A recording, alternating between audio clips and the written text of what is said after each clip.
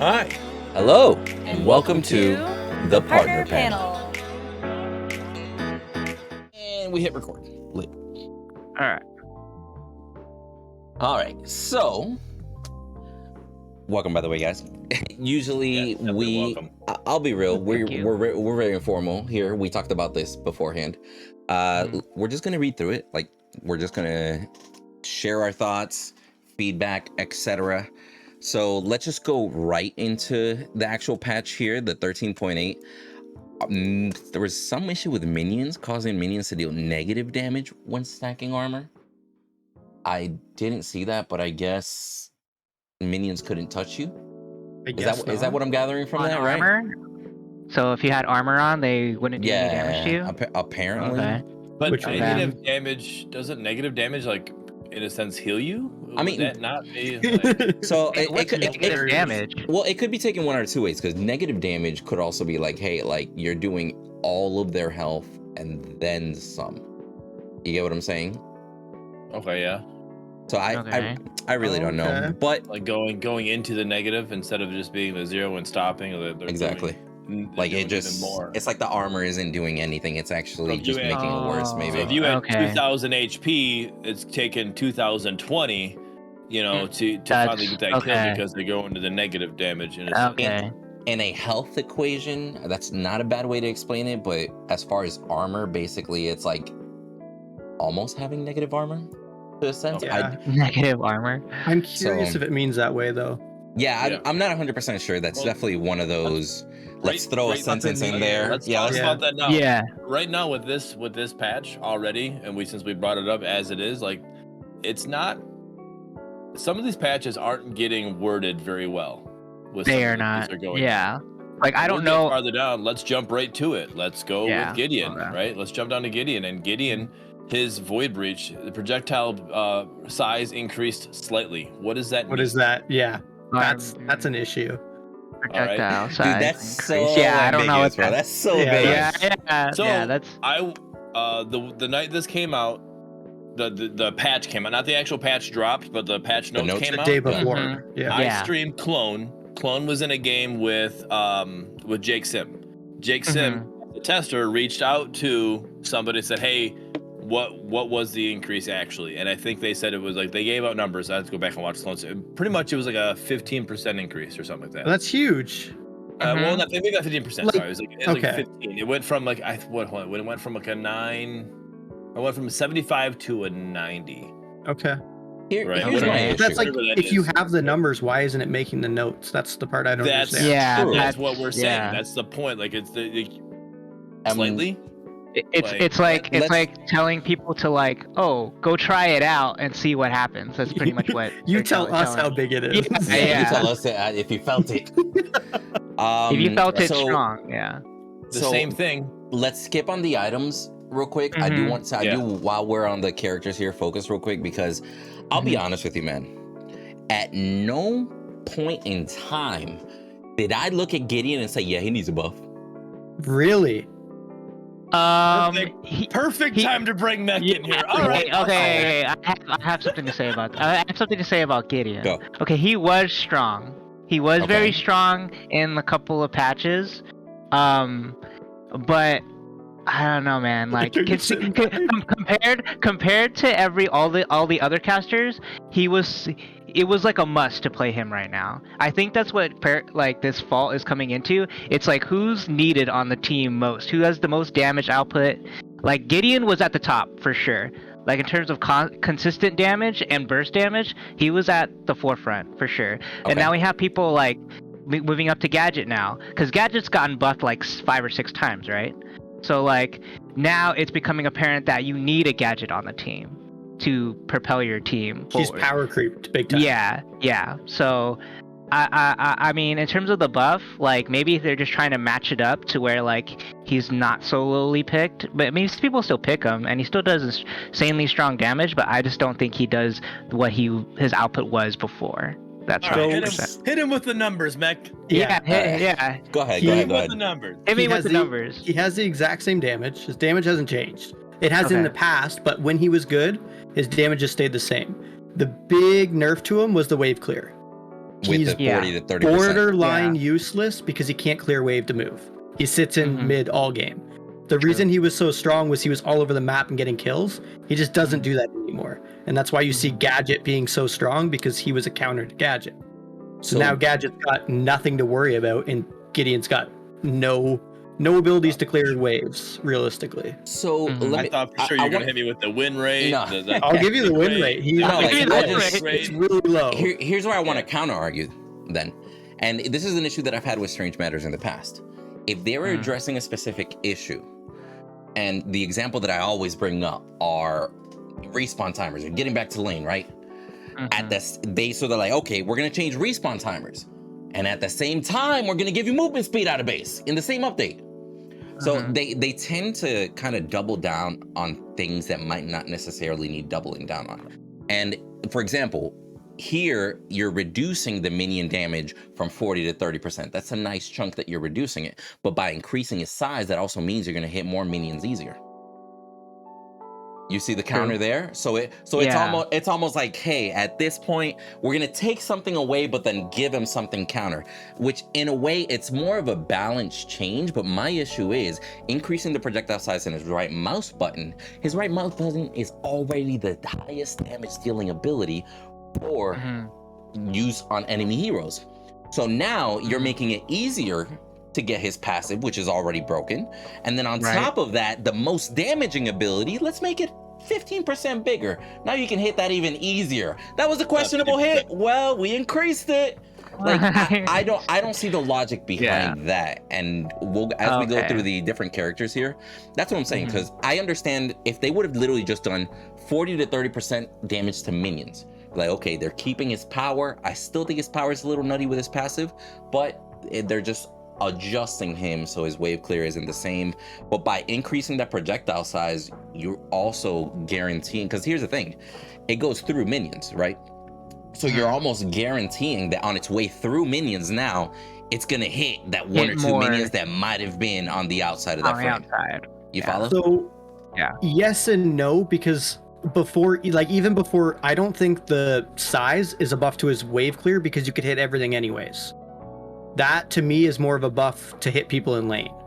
I think that they look at it as they made it a little bit too hard, and they're scaling it back a bit. Whereas the penalty, obviously the minions, that's directly a wave clear buff. Yeah, wave clear nerf. What I have to say, because I don't play this guy, right? I don't play mid. We all know I don't. All right. What I have to say about this balancing is this is the balancing I like, right? We go back ahead of time, and Gideon got nerfed, right? All right, and then we go back and he got nerfed again. All right, and then he got nerfed again. All right, so they're slowly trying to find out where he gets, and then now we're at like, hey, now we're at a point where we're almost there. Let's dial it back. Let's give him a slightly bigger buff, or not a slight buff, slightly, quote unquote, buff, and then we'll figure out, and then now let's see where he's at, etc. Because really, when we're looking at these, let's talk mid in general, right? The top mid laner right now, Mech, correct me if I'm wrong, is Gadget, right? Yeah, win rate, pick rate, it's Gadget. Everything, right? It's the Gadget. Bottom mid laner right now is Gideon. Yep. Right? Win rate, pick rate, in that regard. So if we scroll down and then, we go through, scroll down or scroll up just above it, Gadget got a slight nerf as well, because, and it's all things we were talking about in the community feedback. Yeah, when they had that conversation, we were talking about, mana. Because I asked, well, what did we do? Do you decrease your damage? What do you do?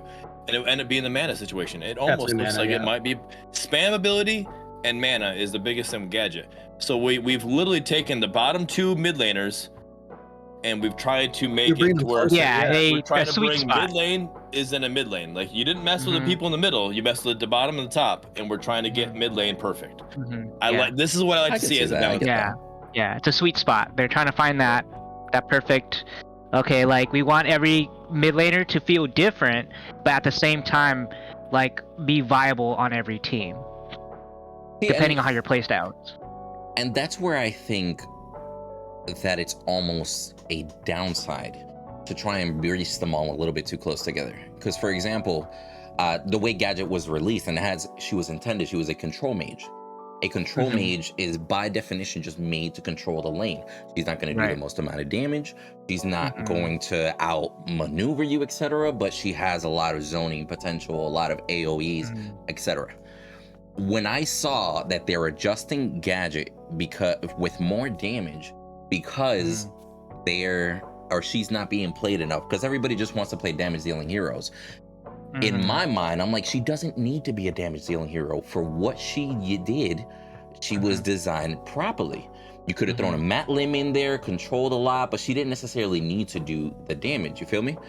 When you put them all too much towards the middle, you're literally gonna get different style mages all doing very similar damage, vaguely ranging in different areas. You get what I'm saying? And then you're gonna have some with more CC, some with less CC. But like, I'll give you an example. A Gideon has mobility and has utility in his ult. There's no reason why Gideon should be the highest damage dealer if he's got mobility and utility from a mage perspective. A Bellica has a knock-up and a lock-on ult. The lock-on ult, that could be an argument to be made, but if a character has a knock-up, there's no reason why that character should have the highest damage scaling, for example, right? Like, usually, as far as the characters go, the less a character has, I'll give you an example, Sparrow. The less a character has as far as utility, usually they scale better with damage as items go on, etc. Follow? Whenever you combine utility with a damage dealer, because like, again, for example, the fact that Gideon does as much damage as he does, and he's got a teleport, that's not just for him, it's also for allies, and his ultimate shields him, and it slightly CCs anybody within the range. There's no reason he should be one of the highest damage dealers. You feel me? And that's why whenever I sit there and think about it, I understand the direction that they want to go as far as mages. Like, I can see it. Like you said, they're coming more towards that. We're all within the same bubble, even though some of them go towards different edges of the bubble. Saying.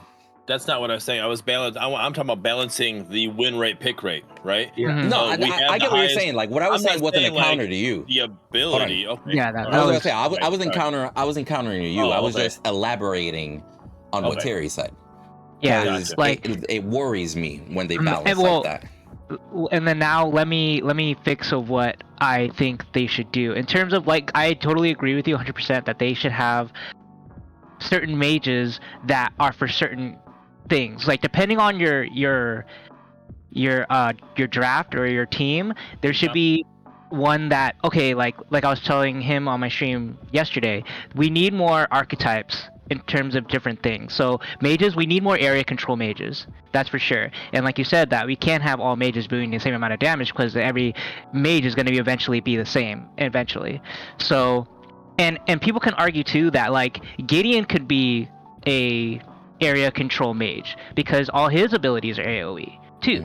So where does that differentiate? You know, like, where does that differ in terms of, like, who's area control, who's supposed to be damage control, and just who's supposed to be, like you said, utility control, who's supposed to be the one there's got to be some interrupters in there, and that's what Bellica, I think, is. She's the interrupter. So we need archetypes like that to be really, to make this like a full circle in terms of what different teams we can make and what teams need and play styles. So I agree.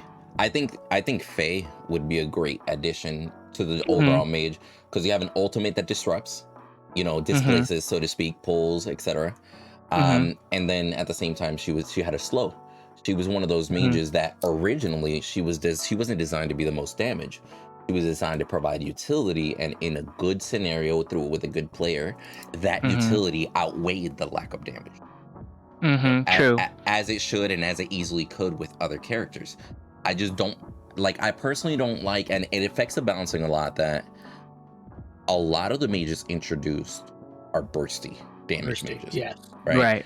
Which almost forces them to then adjust the armor like crazy.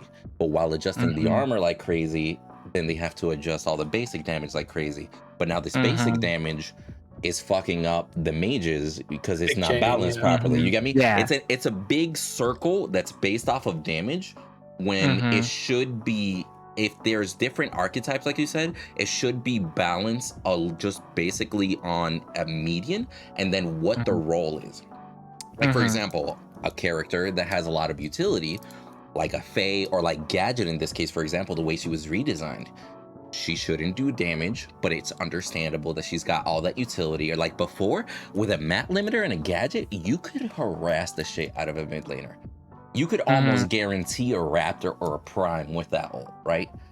Now she's more damage based, which a lot of people like her, they're playing her, but it's because you're given a character with so much utility, so much damage. You shouldn't be doing that. You're making a broken character.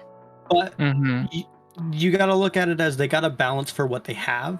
So when she's underwhelming in a damage meta, if you don't bring her up to par with other damage characters, she's never going to see play. And then you have the Gadget mains that just don't get to play because they're like, this sucks, why would I ever play her? She's going to get stomped on. So I feel like they had to bring up her damage to be in line with the other mid laners because it's such a bursty meta right now. True. Like And you that said, Isn't that counterintuitive? yeah, no, because it's just like you said, like it really depends on the state of the game, right, and the meta. If and just like Windu said, it's a full circle. It's just like you buff this, you gotta buff that. You buff that, you gotta buff this, and it just becomes that constant climb of, all right, how are we gonna make this even like a fun experience for everyone?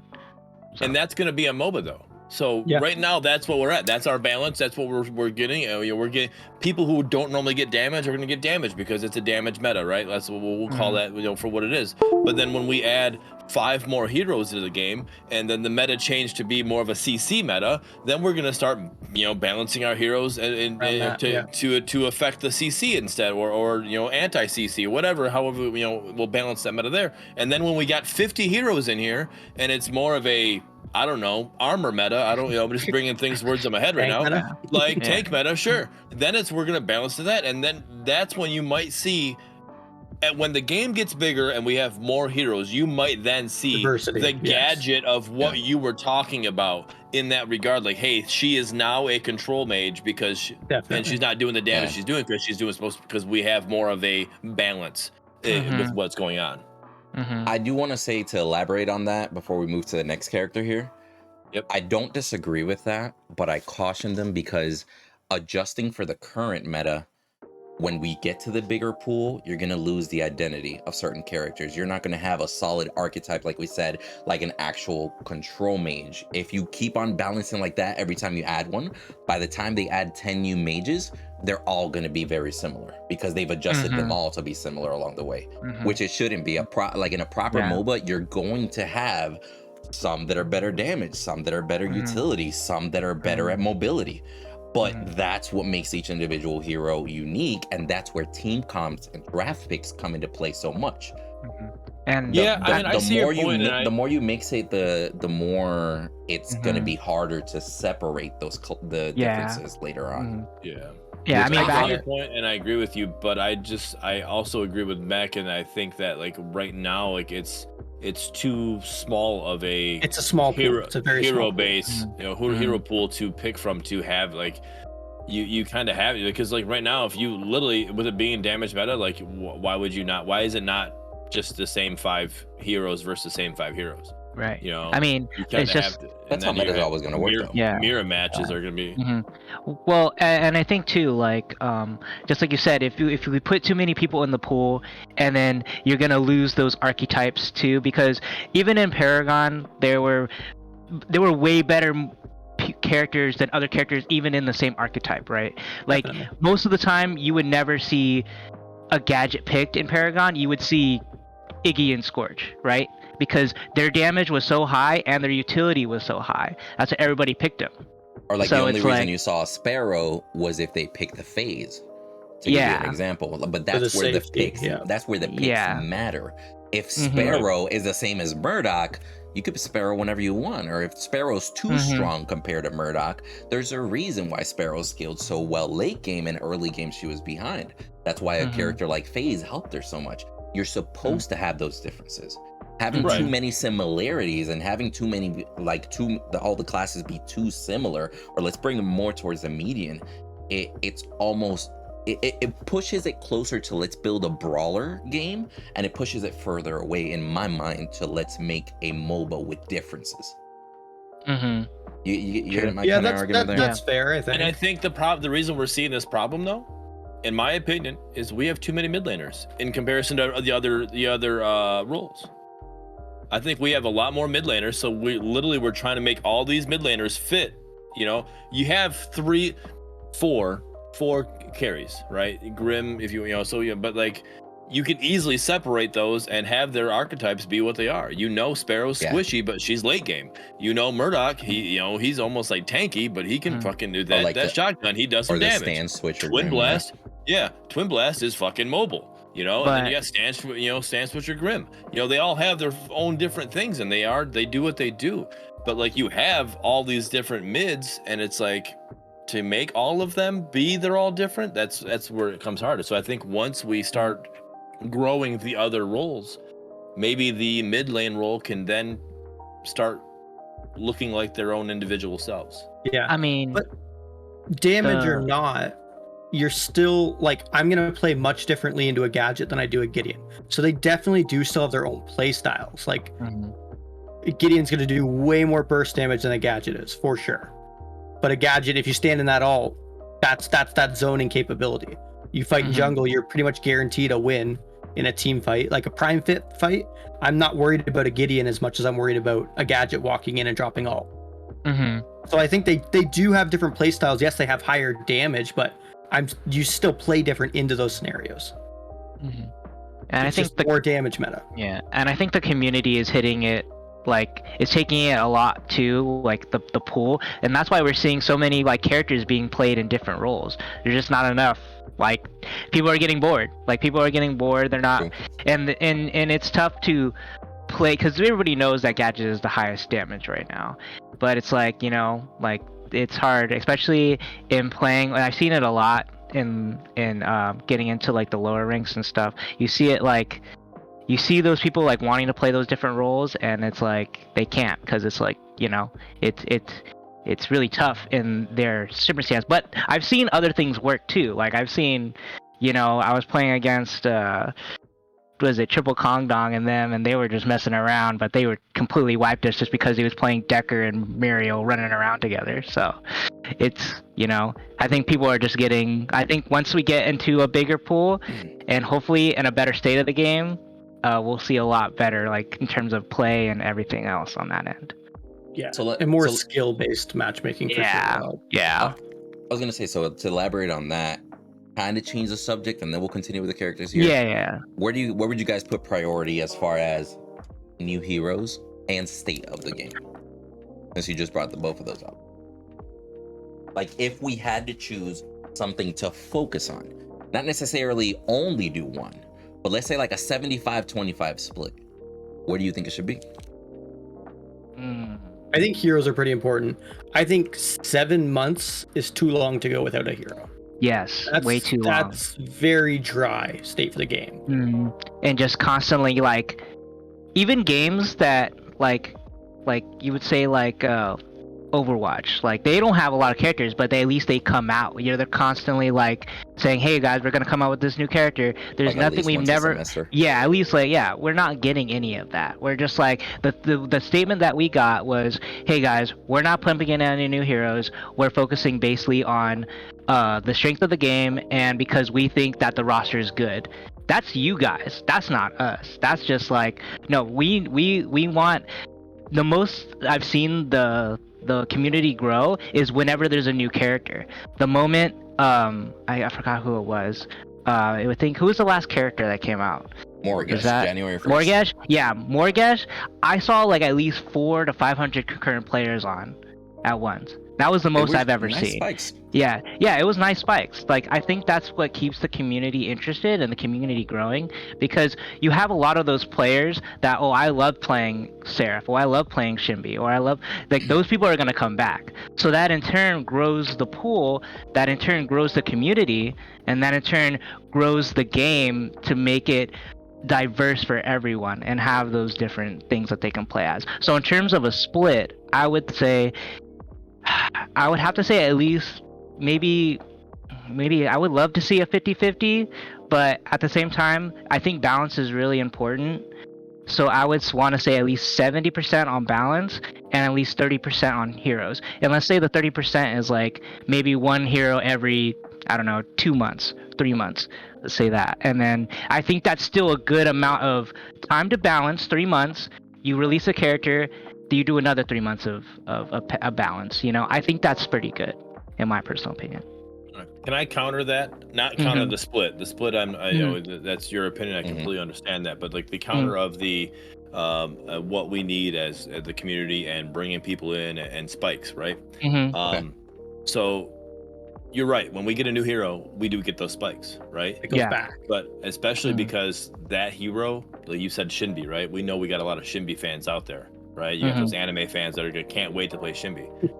Those people, if we bring Shinbi out tomorrow, those people are coming. If we bring Shinbi out 8 months from now, those people are coming. If we bring Shinbi out 3 years from now, those people are coming, right? Now, if we bring Shinbi out tomorrow, those people are going to play Shinbi with the same buggy game that we're playing right now. And potentially They're not going to stay because like this game's not complete. But if we bring Shinbi out 8 months from now, those people are going to show up and the game's going to be a lot smoother, going to be a lot better. So then, like, you know what? I'm really enjoying this game. I'm going to keep playing. I get to play my girl and I get, you know, and the game's feeling right. Great. That's where it's like, that's where you really got, and I agree with you, that balance. I like the numbers you put out there. I would have went more 75-25 just because I'm that guy. Like, when you ask the question, Windu, I think the community wants a 60-40, 60% heroes right now, 40% balance, just because we've been so long without heroes, right? So you want what you haven't had, right? We've had balance, we've had all that stuff, so like I'm done with this. I don't want more. We've been doing balances every week. I want something else, you know. Give me something new. That's where the community is at. I'm somebody, I can sit here and wait. You know, I know, I see what's happening. I see the big picture. I know that every item we add to this into the item shop, every balance, every bug fix is just helping us get to that final end game. I can wait for another hero. I'm happy with the 21 we have. I can wait longer. But community-wise, I think the numbers have to, that 70-30 is still not going to be enough to make the community happy. So I want to elaborate real quick because it was more of a trick question than anything. Because here's the thing. The reason why I said 75-25 is because regardless, theoretically, we want it to be 75% balancing game state, progression, etc. And then we want it to be 25 characters. But the key is, even at 25% focused on characters, that's still one character every 3 months. And that's still not something that we're doing. And even we're at 7 months without and here's the thing, we can't confirm or deny if they're working on a character right now. The issue is that statement that you stated, we're gonna stop working on characters to do this. That first is not a good look. As far as even in the eyes of progression, you're telling people we did so many characters and everything. We went from taking 3 steps forward to 1 step forward. So it's still not a good look. What they should have done is say, hey, we're gonna take a step back. We're not gonna focus on the characters, but they're still gonna be in the pipeline. 75-25 would have been a good split. That's still 4 characters a year. Maybe not that much, once every 3 months, but it would have been something. And there's still plenty of time. Like you said, every 3 months they could focus on balance, drop a new character. Every 3 months focused on balance, drop a new character. It would have been a much, much better ideal situation. But my gripe is even knowing stuff that's going behind the background. Like in the background, right? Even knowing what's around the corner, what's going to happen in a week or two, what's going to happen in months. Even knowing all that, I sit here and I put myself in the perspective of the average viewer, the average community member, gamer, etc. And I'm like, it kills me when I hear them say things like, we're going to stop focusing on characters for a bit. Not indefinitely, for a bit. But it's just like, that's not a good look. Like, a part of me wishes that somebody would have been like, yo, proofread this. What do you think? Not the right wording to use, definitely. I agree.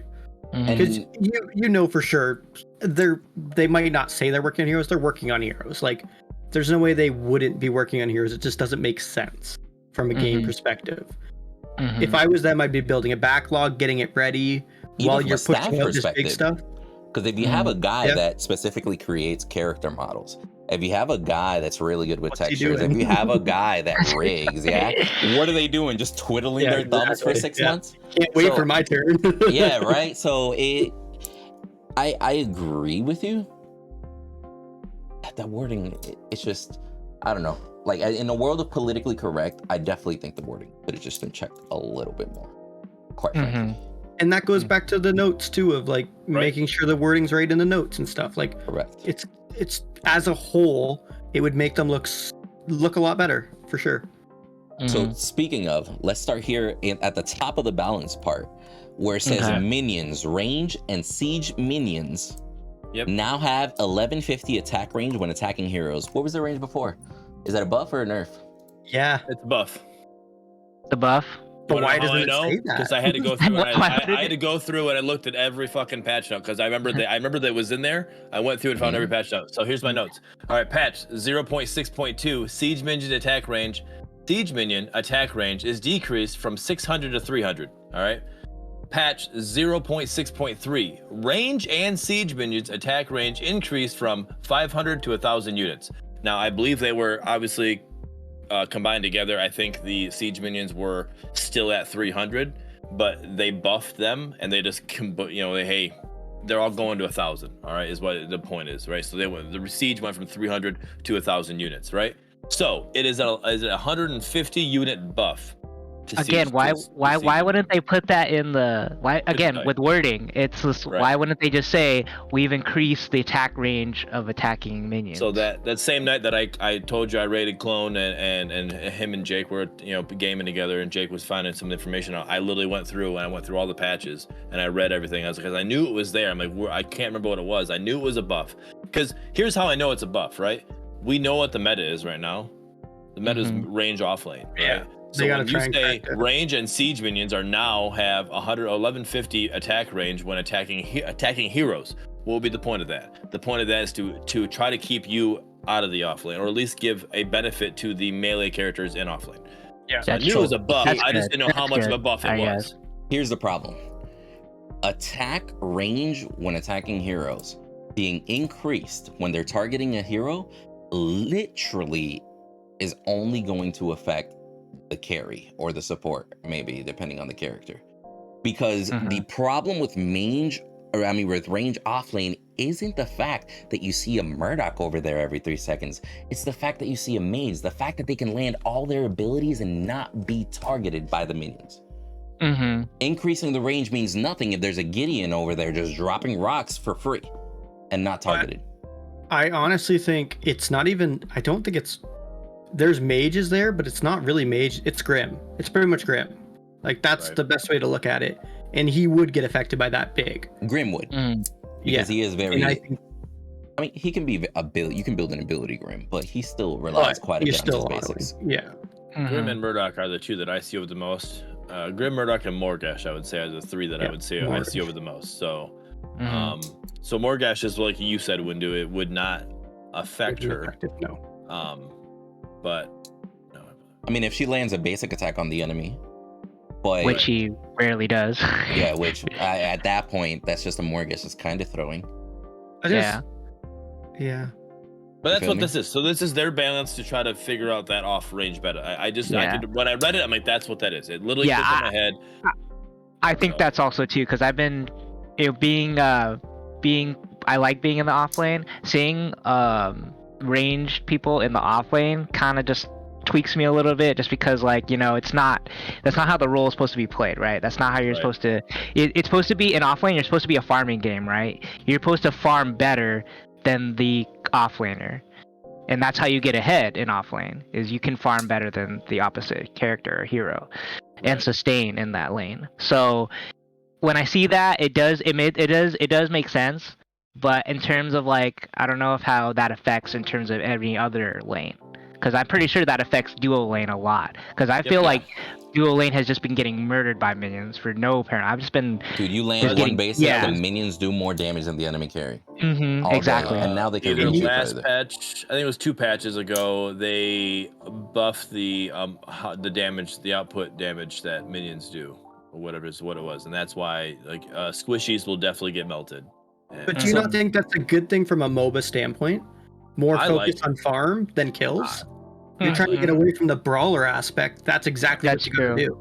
Yeah, Mhm. I That's like true. it because I Yeah, love the you're people who not try to wrong on attack that me, side. and I have the minion advantage. Like, go ahead, I'm gonna stand right here Yeah, with my I'm minions, gonna win and this. I can stand here, not shoot you. You're gonna die because my minions are doing their job. Thank you. It makes wave management important, and that's Yep. massive to a MOBA.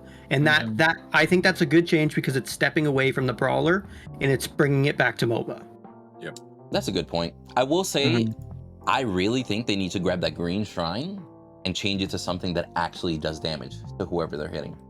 Because one of the problems currently with somebody ranged being able to do it, because here's the thing, if they're ranged, they're more than likely squishier than somebody that's melee, by Right. definition, right?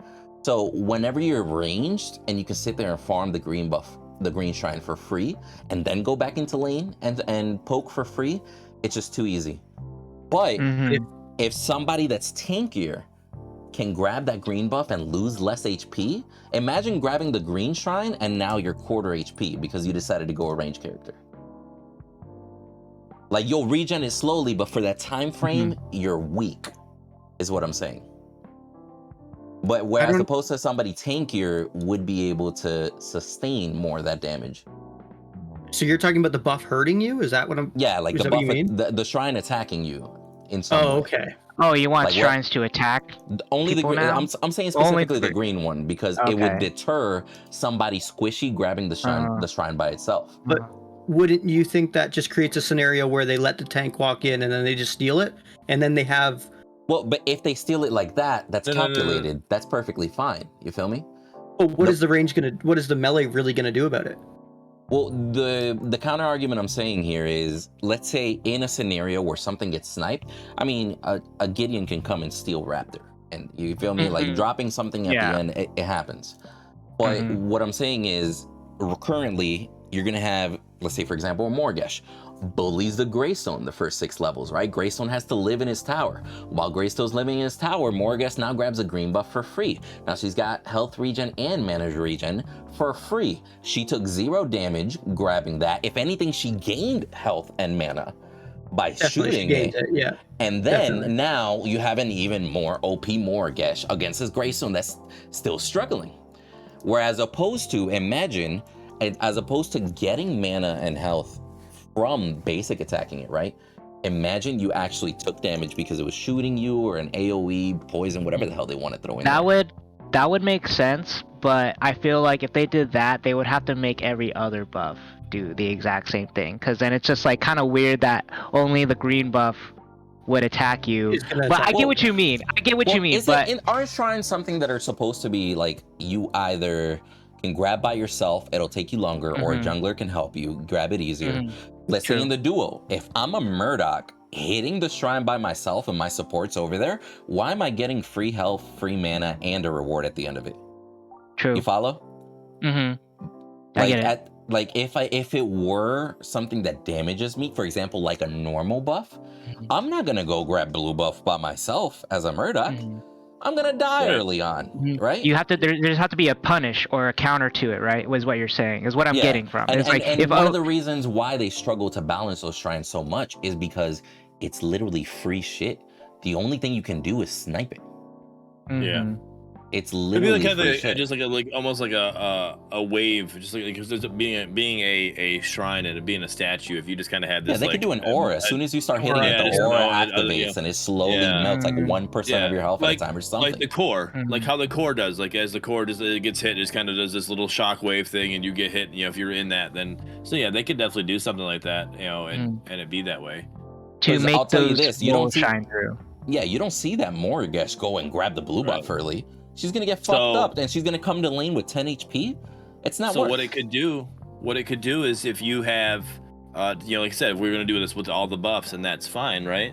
But like, let's say it does a flat 100 damage per, or whatever. Let's say 50 damage, whatever. How numbers are numbers, right?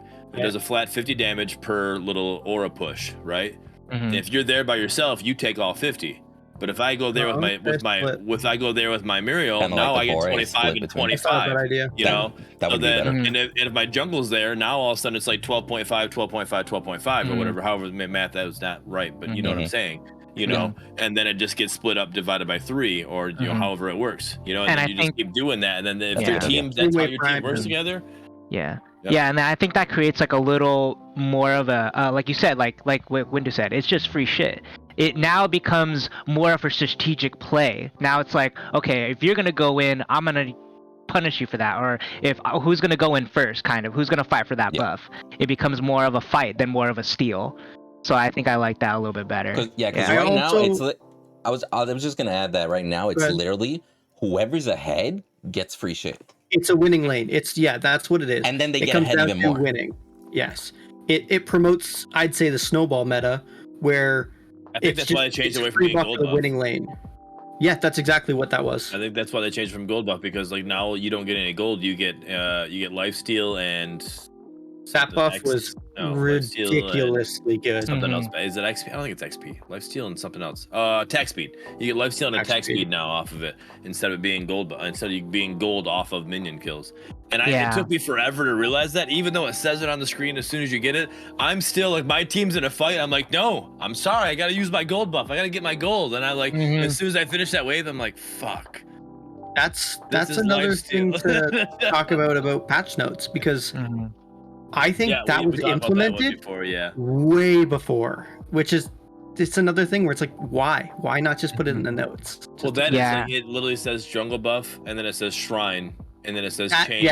It says change from it no longer gives gold or whatever. And Windu thought it meant like you no longer get gold if you clear the blue river buff. You don't get gold off of it. Is what he thought is what it meant. I'm like, no, this is literally talking about the gold buff. Yeah, I changed the gold buff is what it should have been, not jungle buff. It should have said Chesum's blessing or whatever it is, or some C word. The actual name. Whatever blessing no longer is gold. It's lifesteal. Because we talked about that one a few patches ago. Yeah, ADCs were just destroying. Once getting the gold buff only 2 or 3 times, they were just tower over dual lane. Yeah, you do that, and like, you literally control the gold buff the way it used to be. You control, even though you got a few times and you already got that power spike, you just want to keep getting it just so they don't get any like, so you're just like, hey, I might not be using it, whatever, I don't, you still take advantage obviously, but like, you just like, now you're just like suffocating them even more. So I agree with the change. I just wish in the patch notes it was explained. It was there, yes, and it was there when it actually went into effect, not 2 weeks later. Yeah, it was definitely different. Yeah. Can we talk about Boris for a second too? Because he's another one I have a gripe on, and I'm gonna pull out a calculator on this guy. Everybody has I'm pretty sure the whole community has a gripe with this guy. So Boris got a nerf. Yes. But the nerf ended up kind of being a buff. So here's what I was gonna say, like, preface before we talk about Boris. It was their first character that they were reworking kits and kind of coming up with something new, right? They have gotten a lot better at creating kits since then. Like we mentioned, more specifically designed kits, etc., like a gadget and whatnot. Grim was great. Or like Grim was a great, like turning him to a stance switcher, it made Grim just viable. It was awesome. Yes. Awesome. I liked it. I was amazed by that. So being mindful, this is more of them trying to fix one of the things that they implemented early without completely removing, right? So here's my thing. We've known the bear has had an issue for a while, that a bear with a few items is a very, very big bear, right? For lack of a better term, keeping it simple. Now, when I sit here and I think, I'm like, how to adjust the bear? And this might sound a little bit of a flame mode, by the way, so just bear with me. See what I did there? So here's my thing. So base health. And I get flamed for that. For my dad jokes. You make the puns, and it's just like... It's because you do it consistent, brother. There's a difference. Yeah, exactly. Big difference. But now, let's watch this, right? So the base health on the bear went from 575 to 570. Now they're adjusting overall sustain, because for those that don't know, when you build armor does scale off of health. So if you naturally have higher base health, that armor is going to be more effective, as opposed to, for example, a squishy person building the same amount of health won't be as tanky, to give an example there. So when I see that the base health got reduced by 5, level 1, maybe it was benefit of the doubt. Maybe somebody in there said, hey, he can clear all these camps no problem, but when he gets to that one camp, he's one hit away and he can still get it. Let's just take that one hit, take the 5 HP off so he can't. Benefit of the doubt, right? From the outside looking in, I don't know why the fuck nerfing 5 HP made a difference. Yeah. Right. Yeah, those are some weird nerfs. And then It just doesn't. Oh, I'm sorry. I was just going to say, and then the hero per level, instead of 89 HP per level, it went to 86. Now we got 18 levels.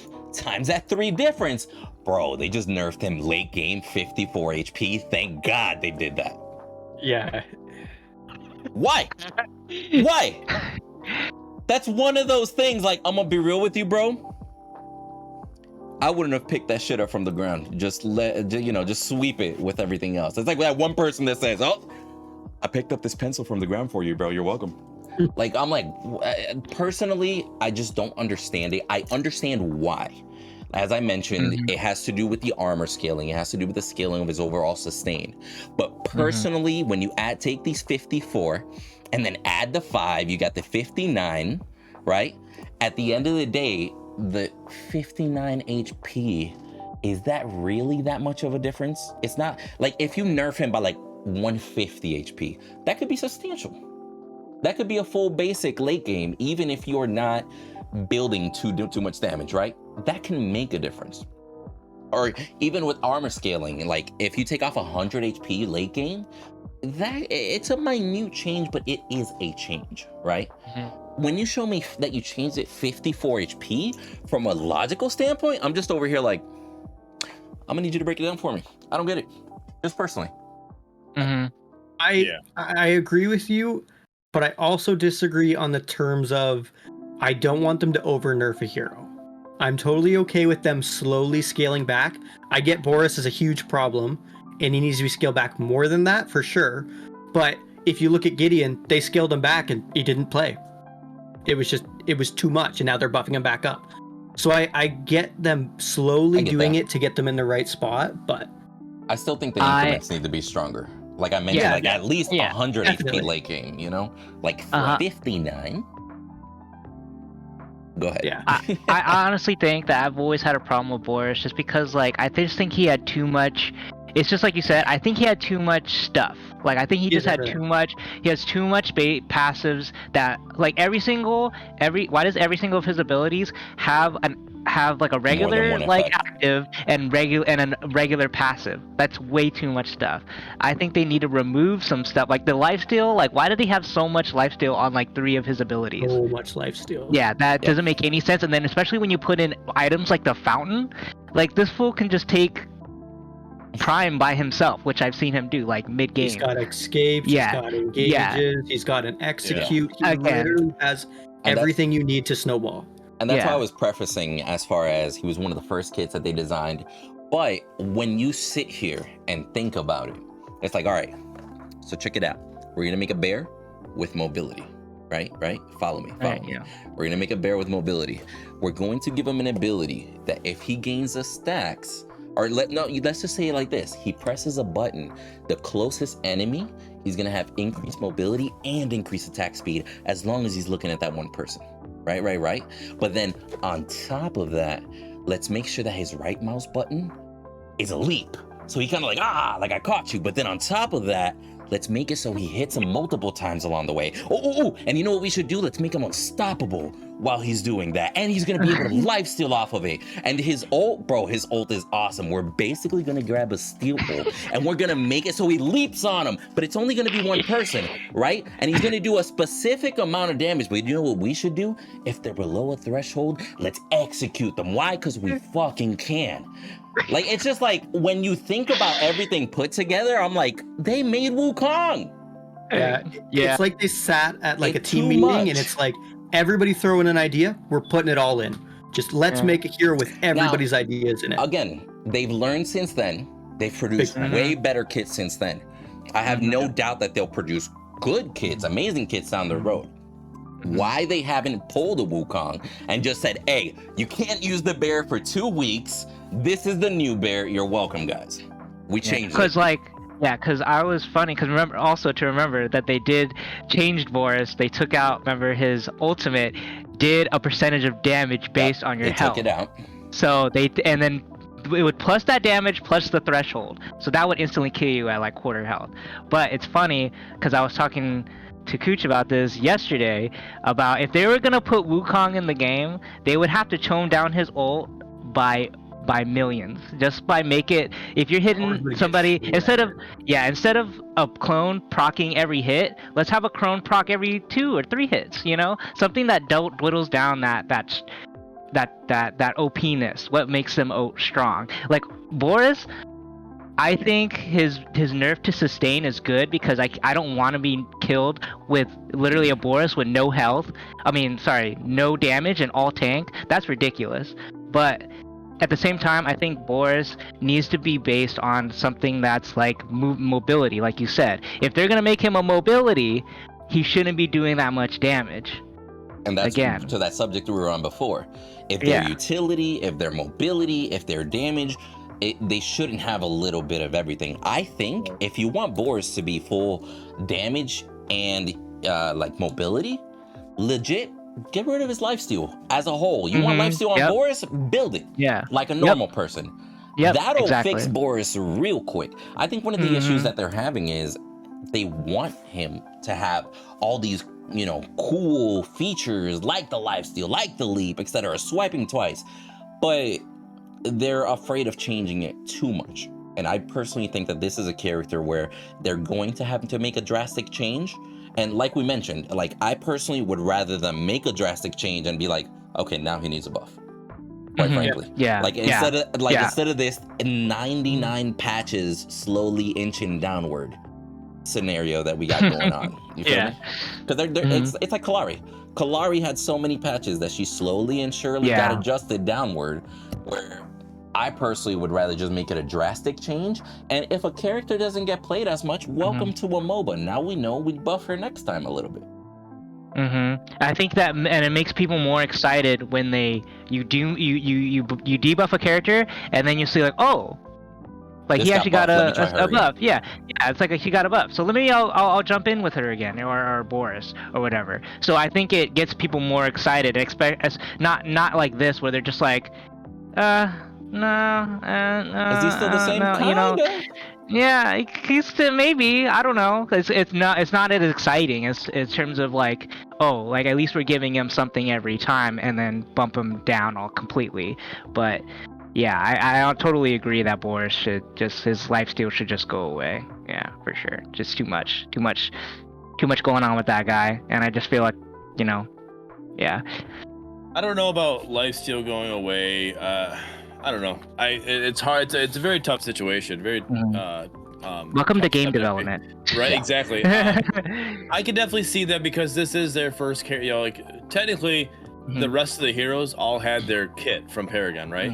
Yeah. We only knew Boris was a character. We had no clue what his kit was going to be when this is their baby. Paragon, right? This is their baby. So this is the first full kit they ever did. Like and completely not keeping it off of what was previously there.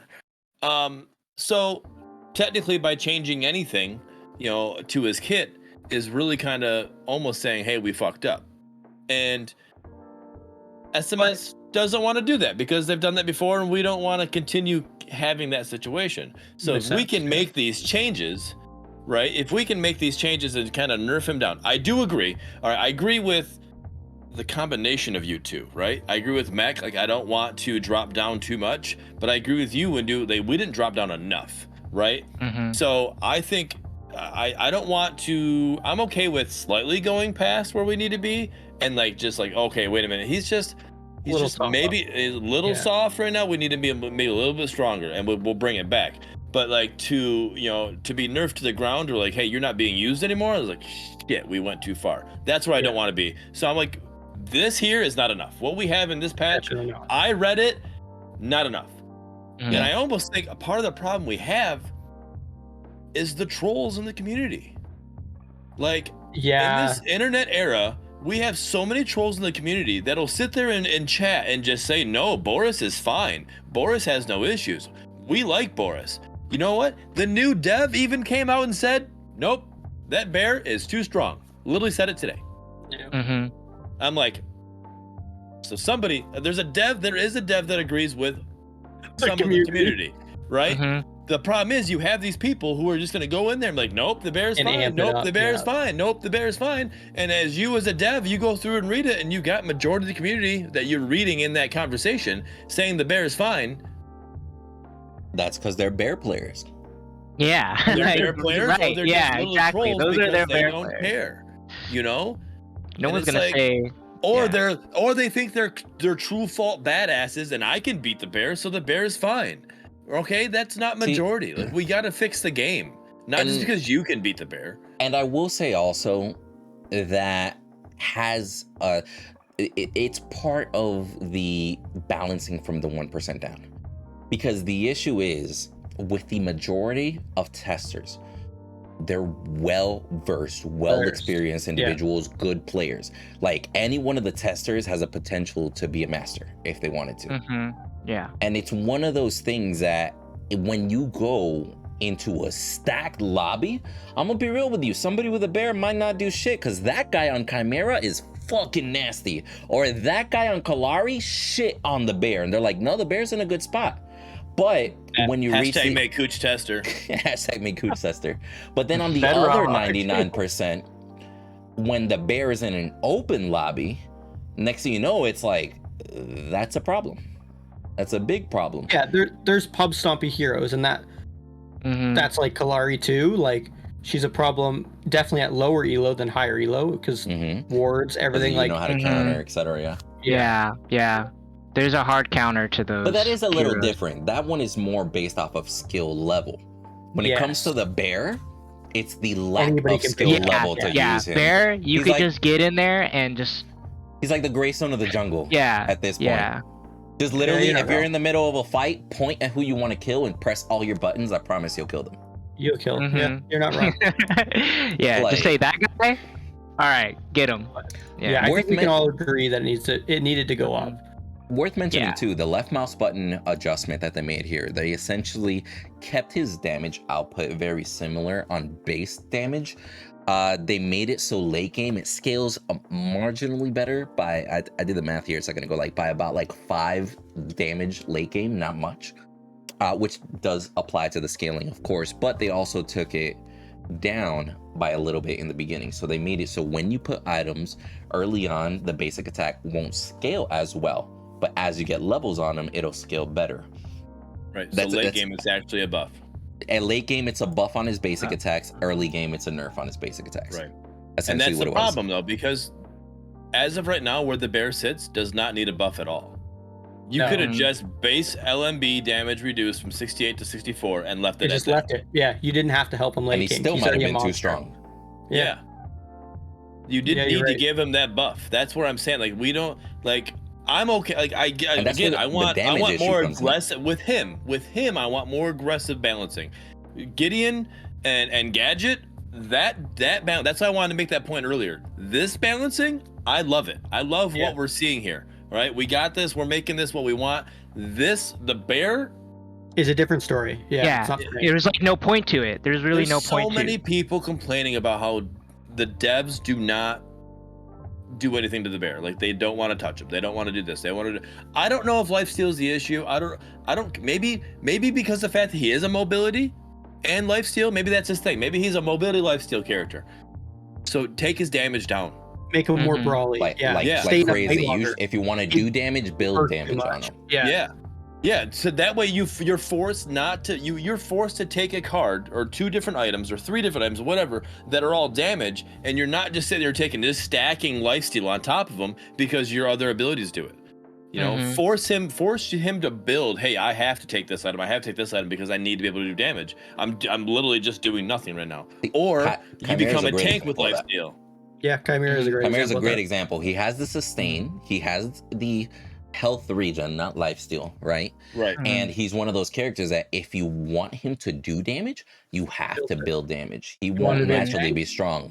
It's It not like takes- the bear where you can build full armor and he can still melt you so fucking quick. Yeah. Like Kai is a perfect example of just like your good balanced hero. Like you need to have, he has good like sustain and everything, but then like the thing is with Boris, you can get in and get out. It's super easy.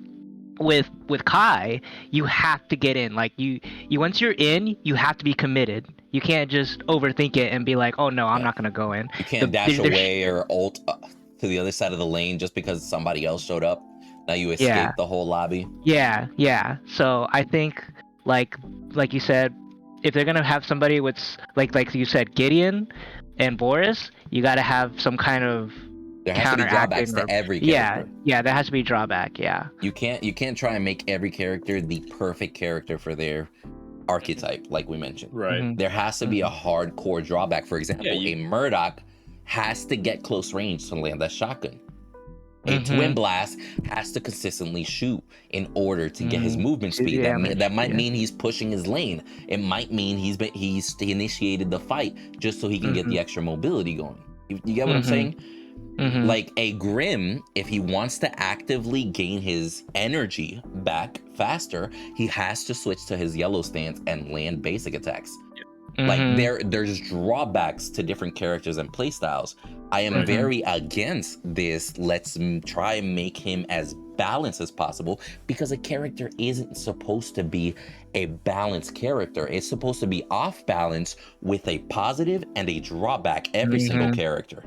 Right. And then you're supposed to build to make that balance, or build to make a, or to highlight your strengths, or to emphasize the strengths. Exactly. You know, like, that's where it's supposed to be. And right now with Boris, arguably that's the problem. You do whatever you want. Too balanced. You could build Boris as a tank, and he's still gonna destroy people. You could build Boris as a mage, and well, maybe not. But anyways, like, my point's kind of valid.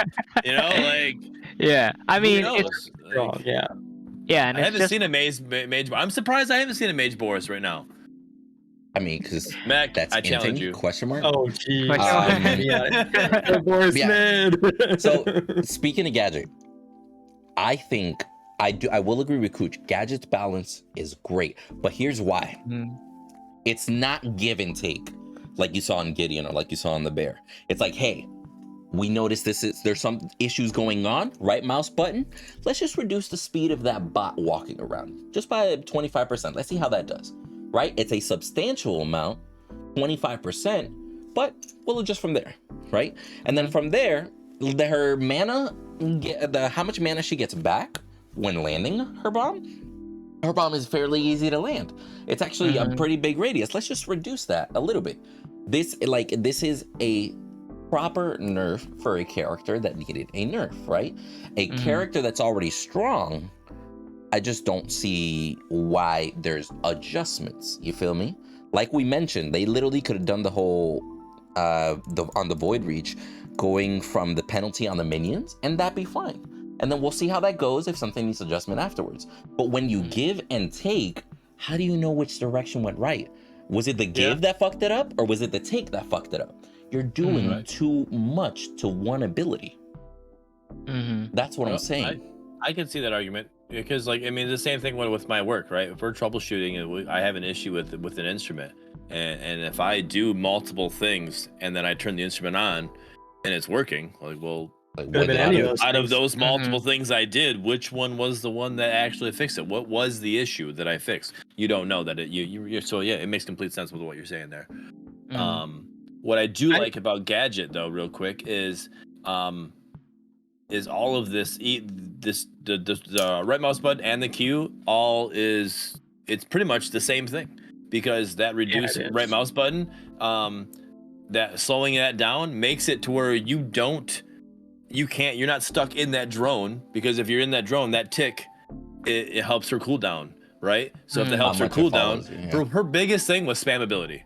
Right, so you could just sit there and spam her thing. So if you're stuck in that drone because it's moving so fast, you know, and it's just that tick, tick, tick, tick, tick. All of a sudden, that cooldown's it's no longer a cooldown. I'm throwing another one. Tick, tick, tick, tick, tick. So that's cooldown there. Now with the anti-personal mine, that you're only getting so much mana back. Well, guess what? Now you've already used so much mana. You can't spam anymore because all your mana is used. So the spammability, her spammability has been gotten a good nerf, and I think it's actually in a great spot. Yeah. From what I've seen so change. far in the games that I've played, I think it's in a good spot. She's not being too oppressive from what I've seen. And I think that might honestly just be directly correlated with only changing one thing per ability. Like, again, not give and take on the same ability. Yeah, because it's like, does it make it seem like, it makes it seem like it's like, oh, okay, is this ability good or is this ability bad? From the casual player standpoint, it's like when you read it and you're just like, wait a minute, is it good or is it supposed to be not so good? Like, am I supposed to be using Gideon or am I not supposed to be using Gideon? So, yeah, I totally agree. How do you guys feel about that Grim change? I think it's good. Kind of like the Richter poll, successfully executing the shield reduces the cooldown of the ability. Hey, Windu, you got to update your you're on old notes. We'll Oh, talk about the Kalari Okay, change. I got you. That's something else too. All right, I'll update. I'll update. Let's go. All right, that made me so mad. As I saw that, I'm like, I just got very curious here. I literally clicked on updates, go to featured. A patch from May is featured. And then this is July 21st is featured. And that's the first note that they put out that Kalari that's what I'm saying. So I'm like, okay, wait a minute, guys. Let me go to patch notes. And then I clicked Oh, but this one was released. That's the new one. So this is the new one, July 20th. Yes. Yeah. Should be. Well, that's weird because the featured patch notes. Are they dated wrong? Yeah. That's out of date. Yeah, says July I don't 21st. know which one you guys. So I clicked on the new one. The one without Kalari. If it's got Kalari in it, it's wrong. Yes. They update. Yeah. When they drop the patch notes, they say, "Hey, here's our patch notes. Look at them. There was a Kalari buff in there." And when they drop the patch, the Kalari buff was gone. Which I don't think should ever happen. If you're putting out patch notes the day prior, they should be locked in. I don't mind that. That really should be just proofreading, quite frankly.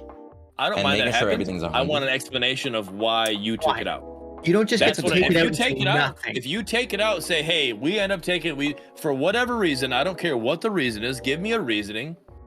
I can argue or dispute that reasoning as is. I don't care. You're gonna have your Kalari mains, they're gonna obviously be pissed. You're gonna have your anti-Kalaris of like, hey, it's about time you didn't fuck her up. You know, whatever. It doesn't matter. Give me a reason, because this is the reason that I took this out. Not just blindsided, because it's unprofessional. As me, someone who don't play Kalari, I went through and read it. I'm like, okay, yeah, I'm not saying that. I was like, look at Gen Chat. People like, Kalari did what? I'm like, go through. I'm like, there's nothing about Kalari in here. What are you talking about? Nothing. That's one of those taking one step forward and then taking another step back. Like, proofread the shit before you go out. Make sure everything's 100 before announce. I don't think it was a proofread thing. I think it was a last minute change thing. Yeah, I think they planned on doing that buff, and then that night, I don't know who's in charge of it, but they were like, hey, let's not do that. Which I don't think should be happening. I think it should be locked in. Because then you get situations like that looks terrible. Like, people proofread and build around, and then you just all of a sudden, oh, it's just not there, and we didn't say a single word. People in Gen Chat couldn't even get an answer of why it happened. That's the thing too. Like, you got to be mindful. If these things are going up here, somebody had to get all these pictures. Somebody had to develop the format. Somebody had to type this out. You know, hit tab a few times, have different sections, etc. You feel me? Like, at the end of the day, this isn't just something that they made in 5 minutes. No. You feel me? Somebody took time, sat down, created this entire page. So for the fact that the information was given to the person that made this, the fact that it stayed long enough to be like, all right, guys, any last minute changes before I post? No? All right, good, I post. And then the next day they change their mind. I just don't understand why that's and that's happening. A walk-in thing where that just shouldn't happen. I much rather have been.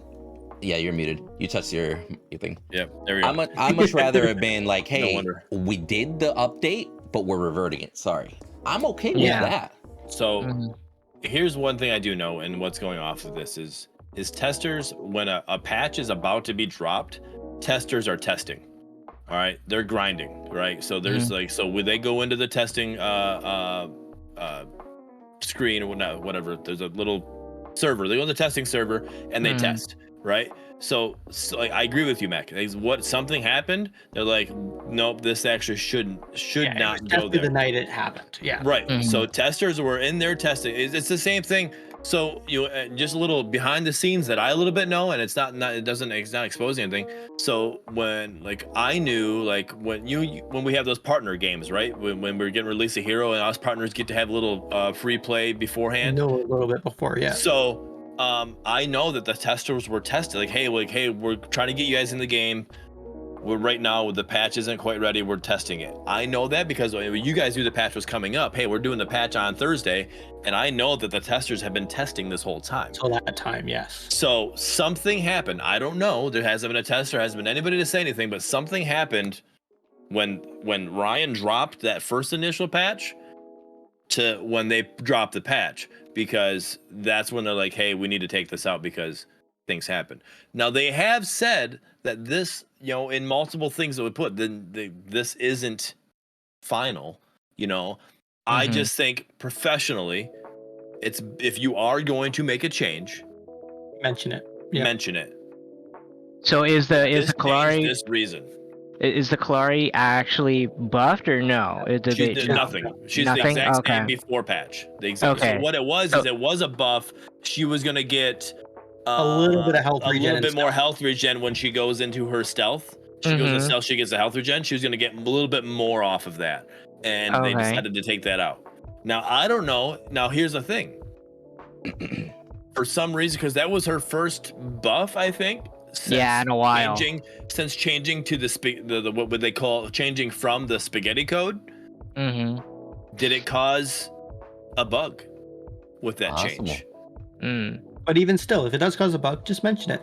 Exactly. Right on. And that's what I'm saying. Like, so mention, hey, we this was actually causing an issue. We took it out. We're gonna figure out what's causing that issue, and then we'll get back to what don't try to make it invisible. That's understandable. No, it makes it look unprofessional. It makes it look like you're trying to hide something. Right now it's getting, they took it away. It's in stealth. It's getting extra health points, and now we'll get benefit later on.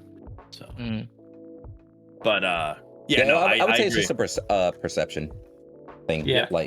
And I don't know if it's the person that writes the patch notes. Like, they could have been done and had no idea about this, and then they get contacted after they post it saying, hey, can you take that off for us? And then it's like, okay, what am I going to do? I'm just writing the patch notes. Of course I'm going to take it off. But they should have mentioned it. Yeah. Definitely. But like you said, that person writing the patch notes, whoever okay, I guess I'll take it off because I was asked to. I'm going to ask a question like Windu says, come over, hey, take that off there. I'm like, okay. Windu, I'll take it off. I have no issues with that, but why am I taking it off? Yeah. I want to give an explanation to the community what's going on, so I can let them know whatever reason. Like, hey, taking off causing bug. Hey, taking off because we found it doesn't work properly or whatever, or it wasn't meant to be or whatever. We can say whatever you want. We're not going to know anyways. Yeah. And then it's an explanation, like I said. Then they let the community bitch and moan as is, whatever you want to do with it. That's the way it should have went. Yeah, I think the part that upsets me too is this is one of those scenarios where, like Strange Matter Studios as a company is actually providing a lot of information. Strange Matter Studios as a company is very forthcoming. They're like, hey, we're giving this, we're giving that. You're not going to be able to make everybody happy, right? But when you see we're taking a step back and hope you don't notice sort of moment, it feeds that fire of those individuals out there. Off. It just feeds the fire of those individuals that are gonna be like, yo, like they're shady or they're not being forthcoming or something, which isn't necessarily the case. But as a company, as a new company, there's already doubts out there. Just being a new company, regardless of past, right? As a new company, I want to try and minimize any negative thoughts about my company as an entity. Do they want to have an opinion based off of my decision? Sure. That's perfectly fine. We're not going to make everybody happy with every decision we make, but as a company, I want to make sure that I don't give them a reason to ever doubt me. I want them to feel comfortable with me as a company. You feel me? Definitely. And it's just those tiny little scenarios that might happen, and then out of nowhere, it just like one step forward, It three can light a steps fire. back. Yeah. We were all the kids at wrong one fire. time. Yeah. We were all kids at one time. All right. I don't know. You may not have been in the situation, but your parents tell you, hey, we're going to go do this. But now something happened, right? You know, whatever, the water main broke or whatever, you got to fix that. We no longer can go do that because we don't have the money to do that. So now you got to tell the kid, we were going to hey, Disney. we're no longer going. Now, as a kid, do you like that decision? No, but you had to make that decision, right? But that's not even the problem. The next time that you tell that kid we're going to Disney, are we really though, or are you just telling me that to make me happy? Yeah. And that's fine. It changes the perception, and that's the issue. It does. You want to try and minimize those. They're going to happen. Right. No, but the parent, here's the issue. And then what I'm saying makes worth it. That parent told that kid, hey, we're no longer going to Disney because I have to fix the water main. Right. This is like, hey, weeks go by. Like, we were supposed to go to Disney last week, Mom. What's going on? Why didn't we go to Disney? You know, oh, we didn't tell you? You didn't tell you about it, right? That's what I'm saying. Like, that's the issue here. So you told me we're not going. Now I can sit there and bitch and moan that we're not going because you gave me a reason. You said we're not going. You told me what's going on, right? That's where I'm like, you can have just hit that. home with that example. You just hit so home with that. Go ahead. Yeah, I mean, this is okay. You got to think about it too. This, like I'm gonna use your parent example. Yeah. This is a new parent, right? This is a new parent. This is their new game. It's only been what, like maybe a year and a half? Just over a year. Just over a year. Doesn't mean So this is we're a 1-year-old right now. It's a learning I'm looking at it. We're a 1-year-old. So like, I get it. You got to learn from your mistakes. Just don't. Yeah, like we already know that if you're gonna prone to do that, we just don't want to expect it again. If it happens again, then it becomes a big problem. Yeah, then it becomes an issue. And that's what I love about Partner Panel. I love about Partner Panel is because me and Windu can't take credit for anything because, well, one, we haven't been told, hey, this is the reason we made this change is this, but we do see changes from this show, and we love that you guys are on here. You guys put your opinion on here because the changes do happen from this show, whether it be because of the show or not. What's said on here, some things do change. Yep. We have evidence. We went back. We've talked about it on multiple shows before. Things do happen here, and that's what I love about this. We can point this out, and there's a good chance that this issue may not happen again because we pointed out. Because, like, hey, maybe they do make a good point, and we'll work on that. Yep, and that's all I hope they take away from it. Honestly, like, it's not to make them seem like a bad company or anything. It's just like learn from the mistakes and just don't do it again. Yeah, I do trust. Get banned from doing I do trust them with this game. I do 100%. I feel like this game can succeed. Just keep doing what you're doing. Just be a little bit more. You're translucent with us. Let us know what's actually going on. If they are, like I said, if they are working on stuff or like even like this patch note stuff, just make it a little bit, like, open to us, or we can see it better and understand it better, I guess is what I'm trying to get at, or what their goal is. Pretty much. Like, literally put numbers in there. Don't put the word slightly. You're muted. Yeah, I would put there you go. Clear and concise as the feedback. Like it's not give me a paragraph explaining why. Just clear, concise statement that tells me, for example, the range got changed from this to this. That's a nerf. Cool, got it. Like, has been reduced, or we decided to add this, subtract that because of this. One complete sentence, bam, we're done. You feel me? Like, clearness and keeping it concise, I think, is big there. It's big. Very big. Anyways, this all started with the Grim question, and I want to say with Grim, I don't understand it. Like, I get what they're, I get it. The question, the way they put it out, I get it. It's a buff, right? I don't understand why they're doing it. Like, he now is almost unstoppable against a Richter. Well, here's the issue. I think it is directly correlated to Richter. But I think the problem is, if Richter lands his hook, even if he doesn't pull, Richter is on a reduced cooldown. When now the Grim that successfully blocked it is not on a reduced cooldown. Why buff a character that's already dominating a lane? I get what you're saying to make him on par, but when he's already shitting on that Richter to begin with, what's it matter? You're just making it worse.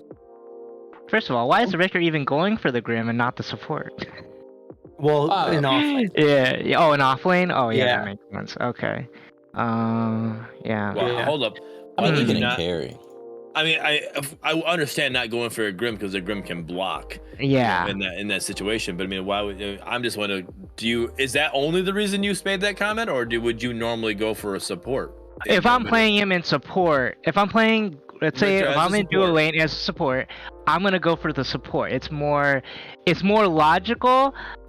Because the way I play Richter is I play him. You don't want to waste the pull. You have to play Richter kind of aggressive, right? He has to be that person that you have to be that forefront. And he has a very unique ability that most people don't have, or nobody has. But I think in terms of that site, it's more beneficial to go for someone who doesn't have something to possibly block, to not for someone who can block. I know that doesn't make sense really, but it's just, in my eyes, it's like, why waste it on the Grim when I could just go for someone, still feed the carry in some ways, but not go for someone is going to be a waste, right? Because even if he blocks it, you still get the reduced cooldown. So I guess it's still beneficial, but I guess with this, now it's like, why even go for a Grim now that, because it's going to keep blocking your chain. And I agree. I agree when it comes to Grim. I'm 100% on the side there. I'm just wondering, when you play a Richter support and you're playing against, let's say, a Decker or Murdock? Yeah. Who are you pulling? The Murdock. Okay. Well, right, that's all right. No, okay, only that's the where I Grim was like, stand. the way you made that sound, you was like, I always going for supports. No. I'm not saying I'm amazing at support, but I'm just wondering why would you not get the ADC out of there? Yeah, just with Grim. In this situation. Yeah, in this situation. Okay, that makes sense then. Yeah. I get what you're saying. You're right. Yeah. I think this is more of giving him versatility towards Mage Grim.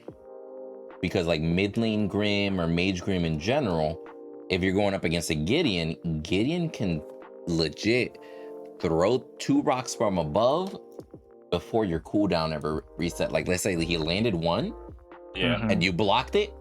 While you're waiting on cooldown, his rock cooldown came faster. So my counter argument to that though is like, what is Grim's role? Offlane. Right now, it's offlane. Okay, but what's Grim's role? Like, we're trying to counter offlane, man. I get that, right? So he's an ADC. So why are we going against, and why are we going mid Gideon or mid Grim?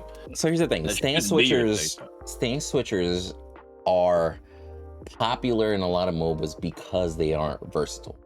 You have them in every single MOBA. It's an individual character that, let's say, for example, I'll use Smite. They introduce characters like Soul, Olorun, etc. Those are characters that are mages, but they scale off of attack speed. And they have items in the game that when you land an attack, a basic attack, it'll apply ability damage. So there's hybrid characters that you can build as carry. You can build him as a just overall mage and just you focus on burst fire, etc. Like stance changers in general can fit many roles. So he is one of those individual characters that since he is a stance changer, he will be able to be played in solo. He will be able to be played mid. He'll be able to play carry. The drawback is that versatility means he's not the best at every lane.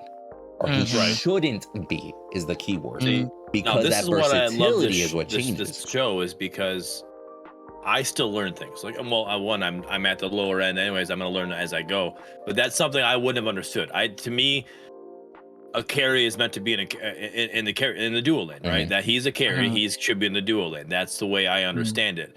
But no, because I don't play the other MOBAs, right? I tried playing Smite, I didn't have fun. I tried playing League of Legends, I didn't like the top-down view. Like Paragon was my thing. The one thing I did enjoy playing for a little bit, I guess because I was also a partner for that, was Genesis back in the day. But that still is nowhere close to what Fault is. I love playing Fault, and that's where I'm at.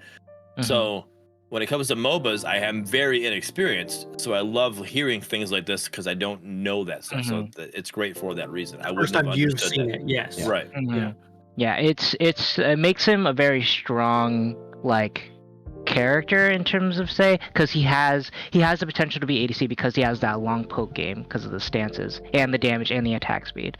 So I've seen it work in mid lane and off lane, but I don't play Grim. I'm not the best. I'm not a good Grim player. It's hard to get used to those stances. He So just you doesn't utilize when to use them. I think it comes down more to the drawbacks. Like it's okay if, like in my eyes, it's okay if they're doing this whole if you successfully block, reduce cooldown. My issue is also what's the percentage? Did they reduce it by 15%? Or is it now half? Again, we don't know. So, but there should be a drawback I to could be certain wrong. characters. I haven't read it yet.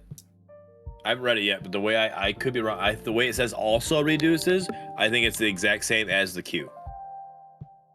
The way I read it, like it does this. So when you block, it does a reduction to your Q, right? When you do this, so people I know like Rims, like when you're going against a Murdock, they would pop their RMB and then they would go into the Murdock mine because it would do a reduction to your Q, right? So whatever that reduction to your Q is, I believe it's doing the exact same thing to your RMB now at the same time. Hence the word also. Like I think it's like this reduction's being applied everywhere. That's the way I read it, understood it. But again, that would be something to.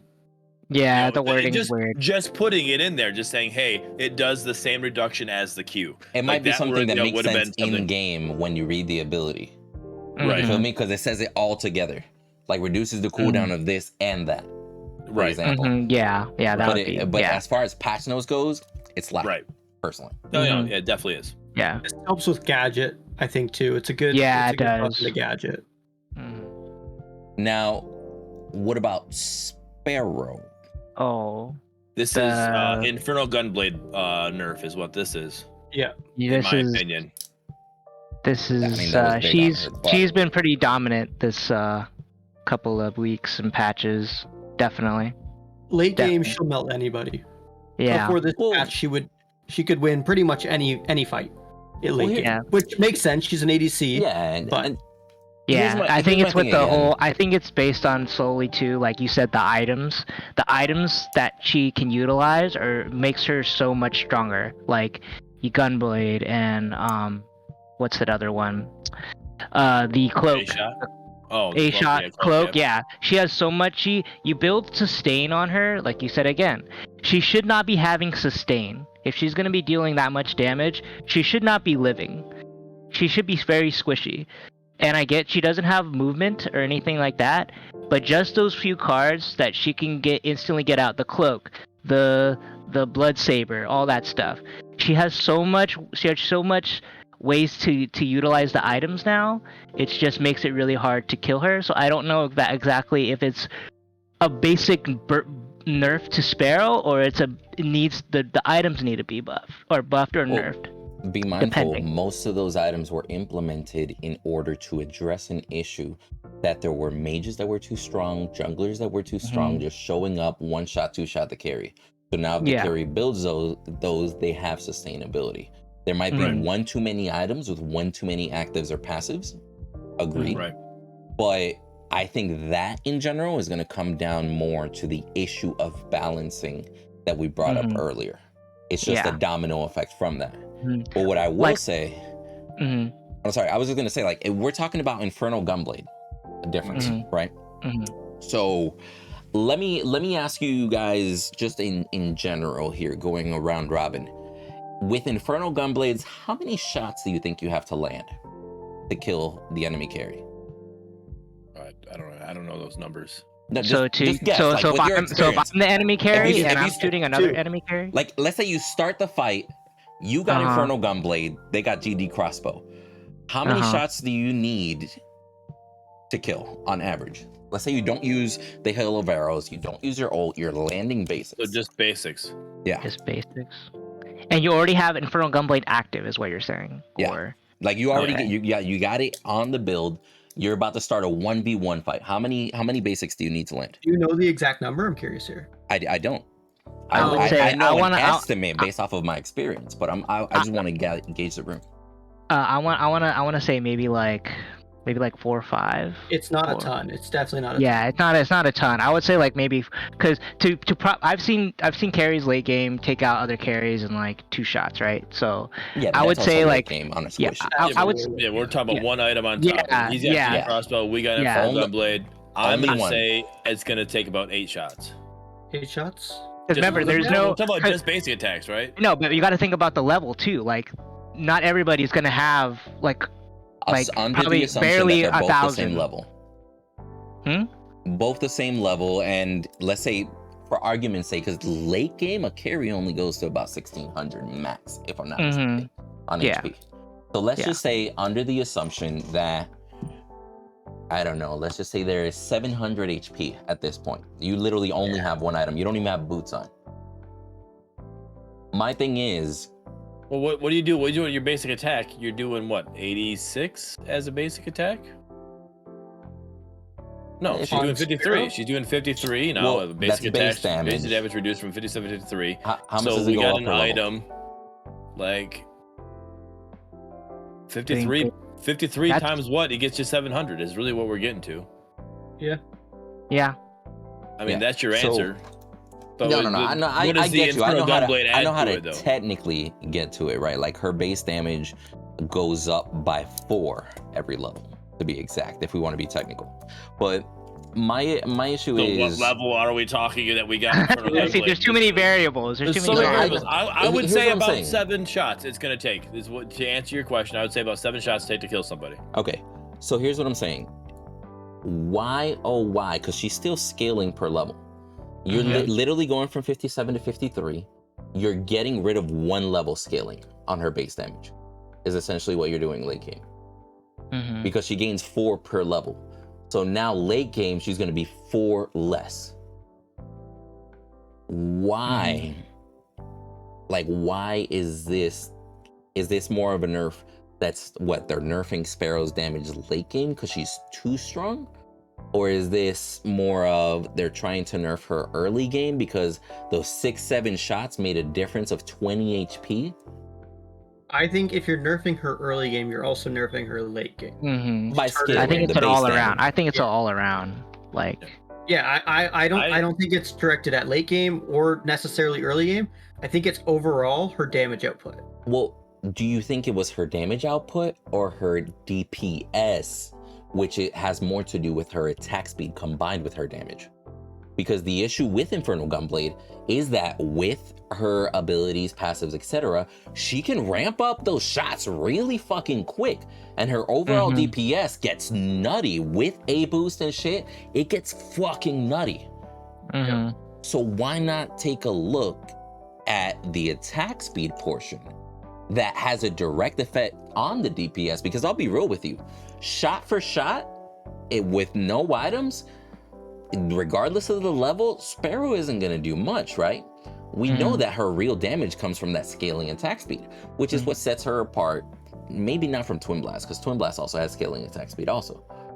But I think all the items recently that they've been coming out with have all had attack speed on it. Have you guys ever noticed that?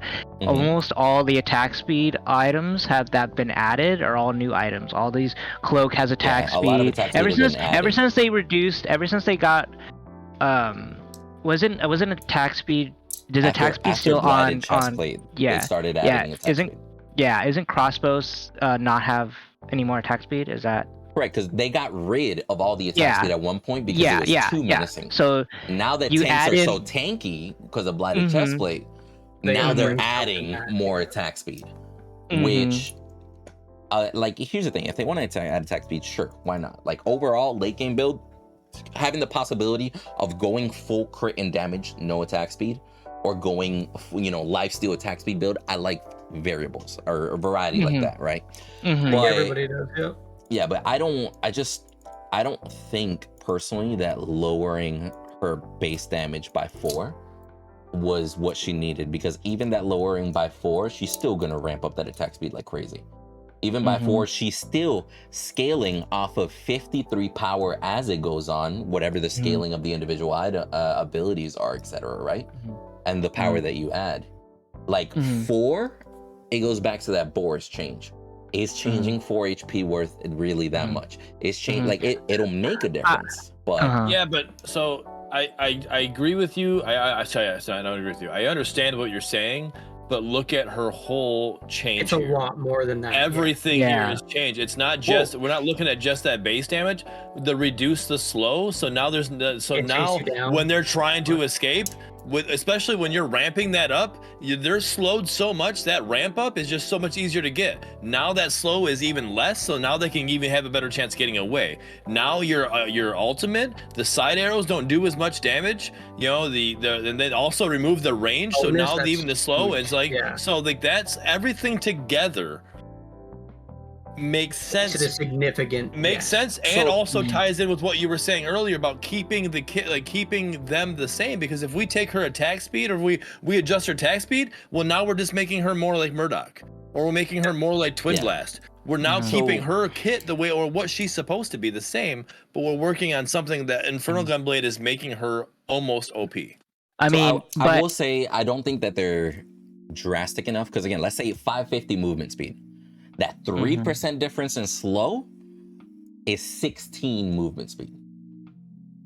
Like it makes a little bit 16 movement speed, and then we're talking about 4 base damage.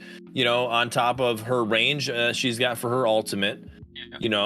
On top of the side arrows. So if you're getting away from her to the side, you're getting less damage on the side. Like there's it's literally all things combined. Like that's the issue. I get you, but here's my thing that I was also talking about earlier of them doing too much. If I ask you right now, give me one reason why Sparrow's too strong. Is it her basic attack, her Q, or her ultimate? I think it's her because Infernal Gunblade out. Okay, so not that strong. Because of the stacking attack speed. So if the Infernal Gunblade is the issue, tell me why the base damage is being adjusted. Why is the slow being adjusted? Why is the ultimate? Because the stacking attack speed, if you're not doing as much damage per attack, that's what I'm saying. Why isn't the attack speed what's being adjusted if Infernal Gunblade is the issue? You're changing everything except what needs to be adjusted. Changing the damage. Damage per second. If you have less damage per second, then you are at changing the attack. Well, you're changing, the DPS is being changed there. It's not the attack speed per se. You can still attack that fast, but you're not putting that much damage out. I reference, those 8 shots in the difference of 4 is 32 damage. The base damage did not have That's as somebody much standing right in front of you. Now somebody escaping. Somebody trying to get away from your attack. Yeah, I don't think overall. I think for Sparrow, I think most of the time people, especially with all carries, who's the person to focus, right? Sparrow is one of the main ones. She does so much damage. So does this really help her in her time to kill? If somebody's on you, I'm pretty sure she'll melt you still if you're close combat.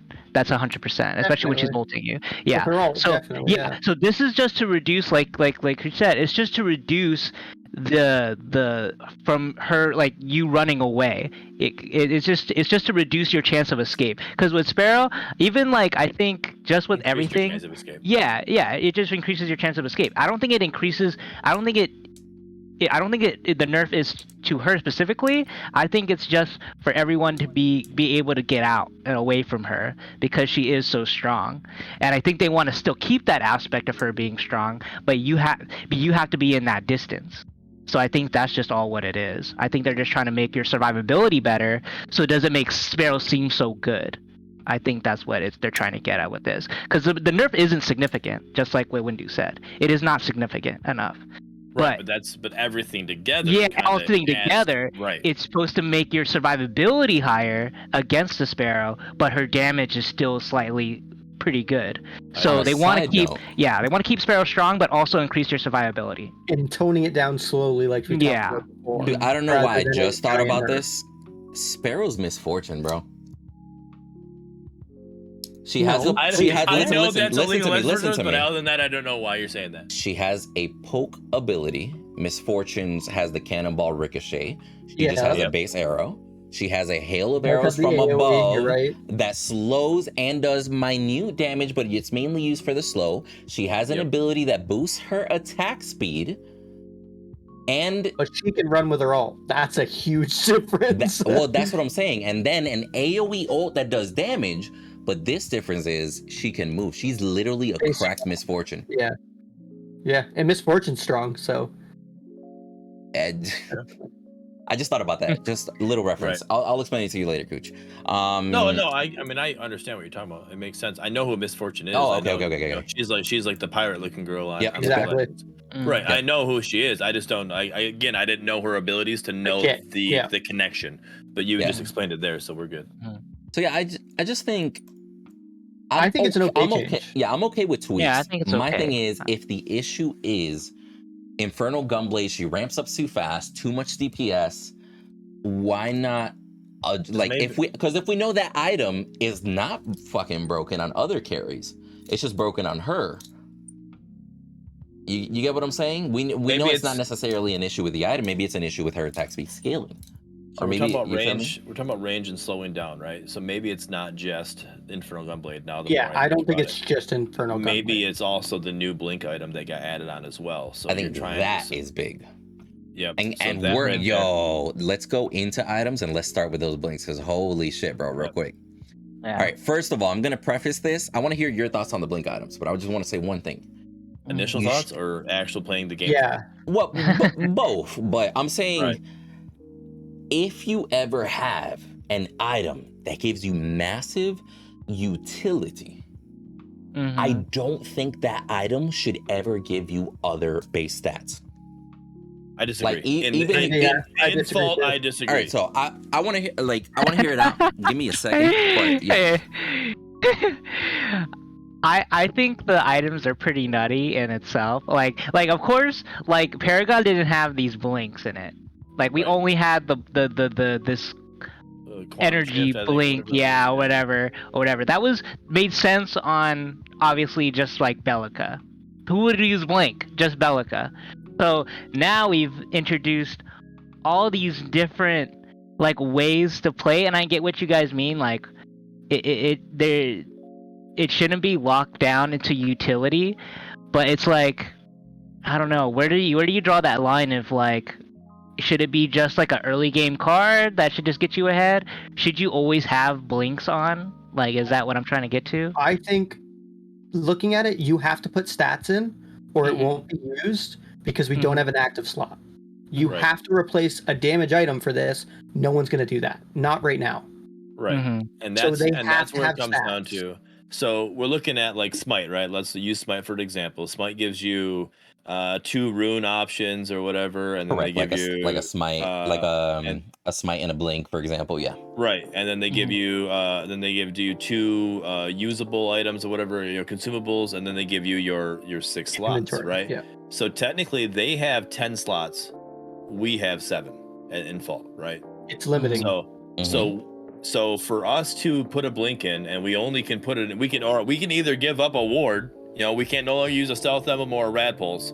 We're gonna put our blink there, and we have no longer vision in a MOBA, and we all know visions are what you're supposed to be, or you waste your economy because you got to buy sentry wards, because that's so now you just keep on spending those, and those get destroyed because you can see those all the time.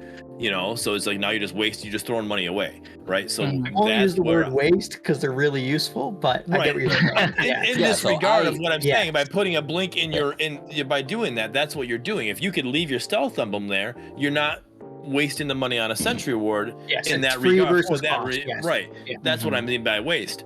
And so they have 10 options. They have 10 slots for items, whatever. You break them down however you want to break them down. We have our 7 and our 6. So the only way to do it is putting it in our keep our stealth emblem, our red or our red pulse, and then you have to put our blink in our actual item use, right? So now if then if you don't put any stats on that, now you just lost a spot to actually do anything, right? That's why I agree with putting a blink and having actual stats on there and putting in a blink, because there should be you have characters who have movement in their kit. So you have other characters who don't have movement in their kit, and they so to kind of make that balance, yes, I'm gonna get it, but I'm going to lose something.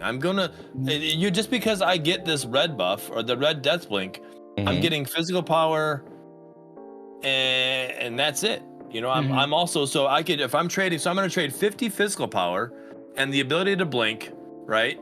Yes, there's more to it in that we'll dig more into that. But you get 50 physical power and the ability to blink. I'll trade that for D-Blade. How much am I losing if I put that on besides D-Blade? Or trade that for crossbow, or trade that for any other red item. You're losing more by picking this. Yeah. So let me ask you guys Stat-wise, as a it's not whole. good. Let me ask you guys as a whole, because I really am just of the opinion that utility items should be utility items. Damage items should be damage items. Tank items should be tank items. They're gonna have versatility, of course, etc. But so if there's a general consensus that having stats on it is okay, how many stats is too many stats? Because you bring up a great point, Cooch. Death Blink gives you 50 power. You know what? It gives you one thing. That's fine. Let's scroll up to Curse Blink. You're gonna get 400 health. On top of that, you're gonna get 10 cooldown reduction. On top of that, we're gonna give you 3 health regen per second. That item's kind of a different. That's a different item. It's not even a good item. It's I get it's got stats, but it's not good. Nobody You're likes losing so much health. Stats. Yep. Ridiculous amounts of health. So I think that's why they had to throw those stats on there, because it would have been even worse than it is. Those stats need to be up, in my opinion, to make it playable. Everybody's hating on this item. It's terrible. I haven't used it yet. I'll be real with you. I rather them get rid of the buff stats, get rid of the 10%, and put another debuff in there. It lowers your armor amount by 10% for like 5 seconds or something. Like just change the item in general. But I'm saying you bring up a good example with the red one, but let's say the blue one for counter. I'm going to give you 50 energy power. On top of that, I'm going to give you 300 mana and 10% cooldown for only 2,400. And then on top of that, I'll let you blink and you only use 75 mana. You know what I'm saying? Just like, no, yeah, if it were mana and cooldown and you get the blink, I get it. You get something, there's a drawback, but it can be useful in certain situations, hence it being a utility item. It's not going to be used always. I get that, right? But how much is enough? I mean, and that's where we come, again. Yeah, this has literally been a balanced conversation through the whole show, and I think that's where the balance comes in. We got to find that out. And I'm going to bring this up too. I was talking to somebody about this, and everybody's wondering why we're getting all of these items together. Right, so we got Blink. This is literally the Blink patch, right? And before that was the Trauma patch, right? Smite patch. Yep. So I have my theory on this, and I could be wrong because I'm not a developer at all. But my theory on this is to help with balancing right off the bat, right? We know we're going to introduce all the blinks together, and then anything we have to do to balance a blink, we can balance together, right? As we're going to push as a whole, right? Yeah. Or not even just balancing, bugs. If I introduce just one blink right now and there's a bug, but I introduce another blink, but it causes a different bug. If I just introduce all those together, I can now take care of those bugs and get them going to get even faster towards that full release that they want. I think that's why we're seeing what we're seeing. I think we're going to go in a way different direction. I was going to say maybe the fact that blink items are added in the current map, maybe they might seem a little bit strong, but you got to be mindful this new map that they're building. What's the original numbers they gave? Like 20 to 30% wider? Bigger. Much bigger. Yeah, it's gonna be, So where maybe this blink is a rotation. Yeah, literally. It's a rotation tool, It's just going to cover you an X amount of time, right? But then are you going to use it as a rotation tool? Are you going to try and use it like Death Blink as a gank tool? You feel me? So I mean, just recently I actually played a game with Steel just yesterday, and I used Curse Blink. I was building into Curse Blink. I had the blink item on, so the regular blink, and I instantly caught up to, they were backing up. I blinked instantly to almost for where the tier 2 tower is from the tier 1. I blinked from the tier 1 tower to about midway, ulted the gadget, and we killed her. So is that in turn, is that too much? Is that something should Steel be able to do that, especially with all his CC? Do we nerf that or do we not? Could those items be used abusively like that? Because I felt like that's what they were trying to do. They were trying to make it so where like, I mean, not so much where we abuse them, but it's just Bro, like they hate what carries. I just thought about it. 2 of them blink you 1,500 units. One of them only blinks you 1,000 with a possible reset. Now, do you guys think? That's a do you guys drawback. think the It's kind of possibility of the guaranteed if you're on a certain champion. so like for example, if you're a Yeah, 8 jungler that seconds pops is up a out of long nowhere, time. Glory. 8 seconds is a long time. You're not wrong. All right. A lot can happen in 8 seconds. So that's a long time. Here's my other issue with it, right? Not only is this the one that has the shortest teleport, but it also is the only one that doesn't have the cannot activate for 6 seconds after entering combat cooldown, right? Or after ending combat. It's a free blink. It's because it's based off of combat too. But you can blink anytime. You can blink anytime, even in the middle of combat to get away. You to get away. And I think with this one, you should have that because of that reset, because that guarantees like literally you just blink in, kill somebody, you instantly just have you're another Countess. I could be a Murdock Countess right now. That whole within seconds of combat should be there, so it can be used as an escape tool, but it has the potential of the reset if you do get a kill. You'd have to take away the 300-second cooldown if you miss it. Right. Because if you're using it as an escape, it's a useless item. You should never be using this item as an escape. What is 50 physical power? I'll be real with you. A Chimera with a death blink goes in, has the potential to catch up even more, or now a Chimera has the potential to get out of a sticky situation every 300 seconds. That's a long time. Yeah, but that's worth as a Chimera. I'll be real with you. If a Chimera is doing that, if a Chimera needs to get out an oh shit situation more than once every 300 seconds, stop fucking W keying that hard Chimera.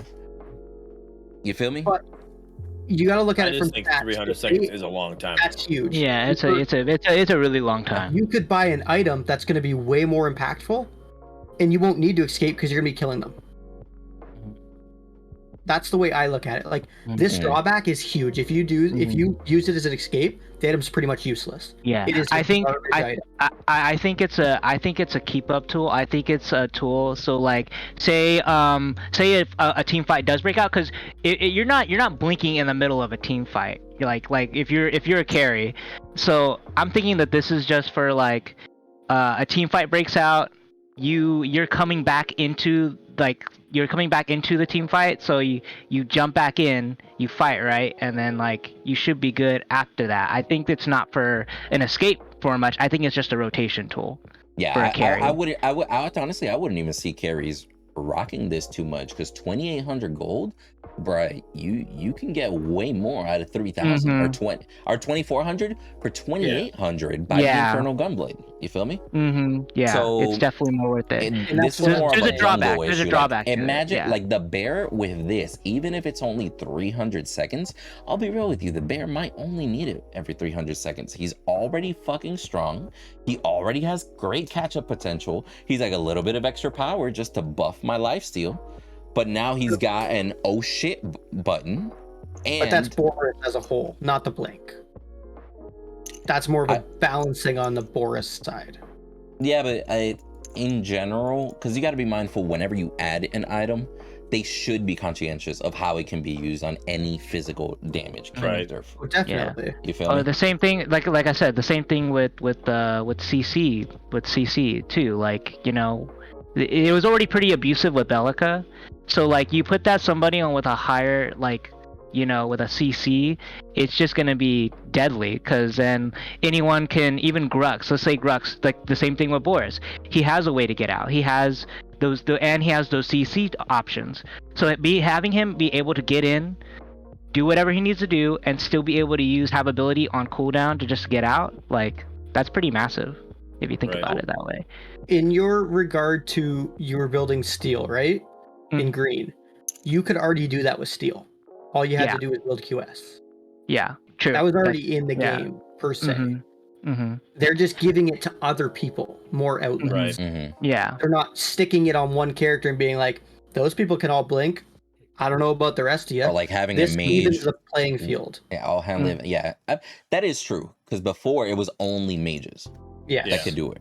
right? And Lord knows having a Gideon with 2 teleports is stupid, or having a Bellica pop up out of nowhere and It's knock more up. the Bellica, yeah. It was cool, right? Like there's play to it. There's There was outplay, drawbacks, etc. Now, I'll be honest. First, I love the art because there are all these little The art is orbs and wicked, shit. yes. Like, Yeah. fucking sick, fucking sick. Like I love the art above all. Best But item art, I think, so far. You think so? Between the chess piece and this, yeah, I think so. I Okay. liked the chess piece a lot. Fair enough, because this is more like universal art being added to almost all trees instead of chess pieces only for armor. You know? Yes. So true enough, as to different colors. But I will say, I can definitely see it more of this being more beneficial for the new map, and more of a it might be an oh shit moment in the current map. Let's just get that new map rolled out quick. That's the thing, though. This literally, as soon as the patch notes were dropped and not the patch yet, right? We just, hey, here's a look at the patch notes. Everybody blew up. This is gonna be horrible. Worst fucking patch ever. Blah blah. I can't believe this. How are you It's gonna put really that not on this? All right, blah blah. Everybody played it like, hey, the blinks aren't that bad. Yeah. It's not that bad. It Yeah, looks it's not that bad. horrible on Actually, if paper. you use the death blink, it's that you're actually inting. That's literally when you read Gen Chat. That's what's going on right now. Nobody is like these blinks. Like nobody likes the curse blink because it does so much damage to you actually by using it. Nobody uses the death blink because they said it's inting because you're not getting much out of it. And then the blue blink is just a slight QS buff already. to the. Is a slight it's QS with a little bit more stats to it. That's it. It's not much more out of that. So because it literally says. I still think Quantum Blink is the best now one. Quantum Blink. Yeah, but Quantum Blink is definitely the best one out of all of them. I agree. You but I mean, only lose 75 Quantum, mana? Holy shit. What was the stats for Quantum Shift before it got switched to Quantum Blink? What was it? I don't remember the exact stats. Do you have I them? don't know. I don't. I'm asking. That's what I'm saying. Because like I'm wondering, because it says Quantum Shift is now Quantum Blink. So I'm wondering how much of a buff did Quantum Shift get by becoming Quantum Blink? You know, because it was it 50 energy power that you got? Was it 300 mana that you got? You know, like that's the question. Like, hold on, their website isn't updated. It's not updated. I can see it. Yeah. Right. So what do you got? Oh, but it doesn't expand. It doesn't. Oh, yeah, it does at the bottom. So it was 25 energy power and it was 250 mana for 1,400. So it's not even that crazy. 25 energy power, so you got money. double the energy power. What'd you save for mana? 250. You're getting double So that. 50 more mana. What was any CDR you got off it or no? No CDR. So you're getting a CDR. How much gold was it? It was only 1,400, and there was no so drawback to using So for 1,000 more gold, you get 25 more energy power, really and you not get that 50 crazy. more mana with 10 CDR. It's like cost wise, it's really not that nuts. No. It's just you're paying more for a better QS. Yeah, I wonder, did they why try to keep the blinks? Because again, I personally find blinks to be more like, hey, these are going to be situational items that I might put it on because I need it, but late game I'm going to sell it for a better card, right? Why? Yeah, it's an early game card to get you fed. It's an early game card to get you fed. I'm wondering why put it at 2,400, because I thought it was a-okay to have a normal blink at 600. Because right? you can grab the normal blink cheap still. Like you can still you use can it. still get. That's what the first item is. Yeah. It's called Blink. You can get unique active, and you can blink teleport at 600 gold. And actually, you get it at, and that's probably cheaper than what the other was. It was cheaper than QS. By all means. But that one does have the 300-second cooldown, not a 30-second cooldown. The reason why you upgrade is for the 30-second, with the exception of the red one. Yeah. Which I think is okay. I don't think that's that crazy. You have that situational item that you want with nothing to it other than you get that early situational item, but then you have something you can actually build into, so it's not absolutely useless late game. Yeah. I think it's okay to have that. Yeah, I think it's a great change from what it used to be, actually. Yeah, so if you use this, say like there's like a carry that's totally destroying the team, and he's probably worth like, I don't know, 1,600 gold. You buy this, you instantly get a kill on him. That's 600 gold. You know, it's pretty well spent gold, especially if you kill the carry and you get the bounty. So, I mean, it could be beneficial in that area, but I honestly think they need tweaking to be better. Some of them. Like I think seems fine. like the curse blink. It's just absolutely horrible. Why would a tank be building an item that's going to take away their tankiness? It's silly. Especially 10%. If that tank is huge That can and be it uses 400 a blink, the blink. 10% can, that's actually a good. Yeah, they need a. They're why building didn't- health. I mean, I'll be real Why with would you. A they build tank that? with that much mobility is just a scary thing. What do you think it should have then? Because there has to be a drawback. I think it should be more. Should it just be mana? Should it just be the same thing health as? based on a That tank would be- item? It just doesn't make sense. I mean, I'll be real with you. A tank like a blink that gives you the health, the cooldown, and the regen. But then when you use it, you still lose mana, maybe even more mana. Because now you have a tank that has all that mobility, but he's not going to be able to do much except tank. But dude, Yeah, yeah. yeah. I tanks think. don't really. But I go think that's hard what your on job mana. is going to be, and that's okay. That's what I'm saying. Like a Yeah, tank, yeah. But usually I'm okay with that because they're what if the 500 tank mana. is steel? Steel Yeah, if it takes- I mean, you in lose general, a lot of steel, CC in that. Richter, Yeah. even a Greystone, bro. If a Greystone doesn't press his Q one time, that can be a big difference. Right? Yeah, because you need because most of the time, I think that's the play. like if they're doing, instead of consuming 10% maximum health, maybe 10% of your Of your mana pool, Yeah. then you go in, right? You're doing tank stuff. You better consider you're gonna be more mana, like you're gonna be thinking about your mana a lot, because then say you're a Greystone, you get in, you pop your ult, you die. Most Greystones save a little bit of mana to jump out of the For that fight, right right? click. So if you're not managing your mana after, especially using this blink, you're gonna die anyway, especially into a tanky team fight. Managing. Yeah. So managing, There it is. exactly. There it is. There it is. You heard it here, folks. I Yeah. love this So guy. I think that would be Anyway. a better Yeah, option. the health, the blink. it just doesn't make sense to take my Yeah. health from a tank. Like I think all these blinks should honestly just be consuming mana to do. Right, because you take Even- the even mana the red away, one? then they just become you have to managing their mana, and then you can do their Use it they twice. literally just become a meat shield, a human meat shield is what they're becoming, but that's what they're supposed to be. They're supposed to peel, they can still do what they're doing. If you take the health away, okay, yeah, I can do some damage, but my whole point is to peel for the ADC right now, and I can't do that because I lost all my health to blink up here and save my ADC. Dude, I'll be real with you. Even a carry that blinks and loses mana, you imagine a Murdock blinks forward, now he doesn't have enough mana for his shotgun? Fuck. Oh gosh, I should have thought about this. Then they'd have Yeah. to change stats on the cooldown again because it already has such a huge drawback. Yeah. Adding more would make it even worse to buy. Yeah, right I now, think that one's everybody says Death Blink is an int right now. Like it Yeah. literally is an int. Like It needs to nobody's be- liking it. I think it One needs to blink be. every 5 I think it minutes might need at either 2400. more base stats or just re-look at this whole cooldown, 300 seconds cooldown resets after user kills enemy. I think there just needs to be some change in there for it to really add in, like, it takes away a percentage or amount of mana to be really impactful and even consider buying it. Question: how would you guys feel? And I can only imagine the responses. How would you guys feel if they increase the 8 seconds? Leave it at the 5 minute, big drawback, but now you got 15 seconds to get a kill after you use I it. think that's way too much. That's long. That's think almost so? a guaranteed Because kill. Yeah, that's if I it. don't get a Last kill in that 15 time, that's seconds. either I died or Yeah. like that. Yeah, man, I've seen Sparrows kill anyone from under 3 seconds to 4. So Yeah, Could you imagine Boris with that?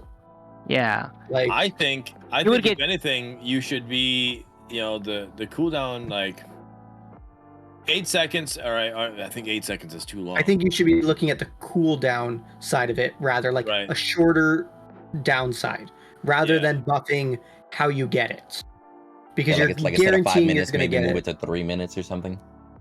I think they both need to be dropped, right? I think it shouldn't be so easy to get that guaranteed cooldown. 8 seconds is too long, right? And I also think that if you don't get it, the 300 is too long. Yeah, I think Right. that 300 So needs to be. So I think like drop them in half. I'm thinking 4 and 150. Yeah, why are you know, building into an or item? 4 and 120. Yeah. Something around that time. I think that if you get that kill in 4 seconds, because like you see somebody low, they're trying to get away from you. You get that blink and you get that execute, right? You got it. You did what you're supposed to do. Now you get that. All right, now the cooldown. You're good to go. You got your blink. You didn't. You Just you walk saved away. your blink in a sense. You Yeah. can walk away. You're good, right? But if you blink and then their Kalari comes over and interrupts you, and or they peel or whatever, something happens, whatever they saved.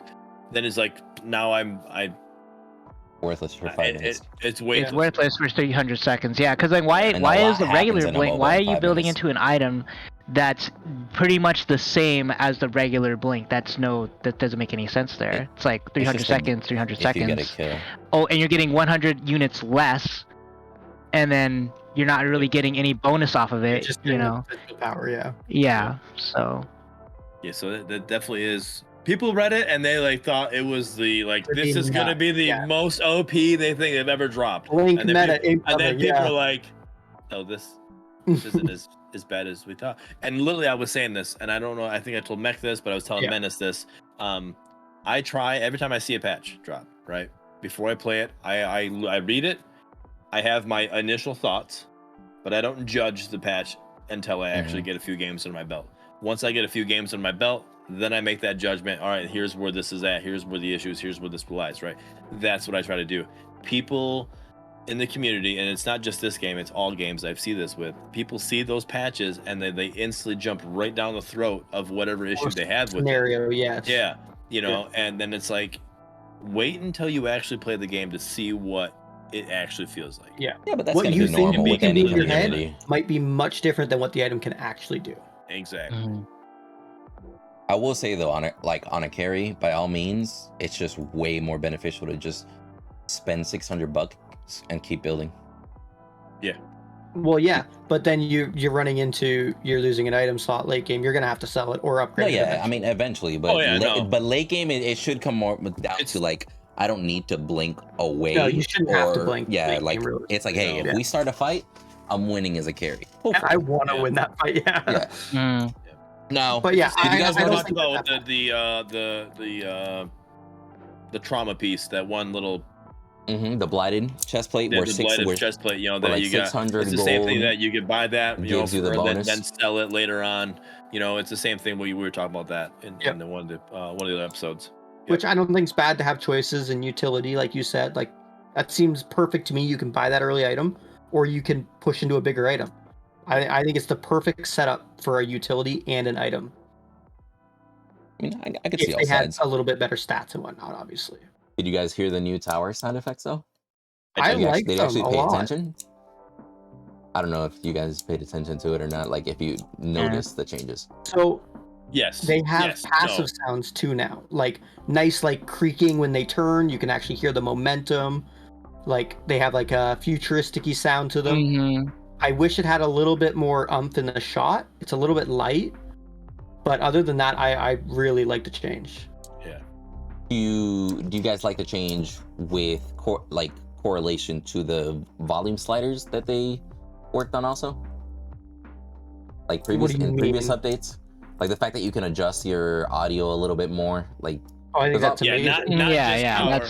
Not just tower, but the overall everything. Yeah, that's huge. Yeah, that should have been from day one. That's one of those things. That's a fundamental of a game. Yeah, being able to do all that.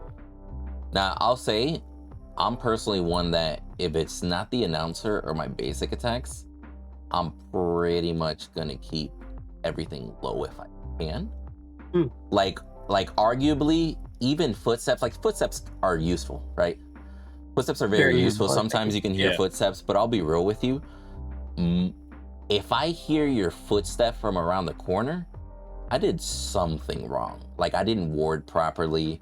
If I heard your footsteps before I saw you, you know what I mean? Because usually footsteps, you don't hear it that far.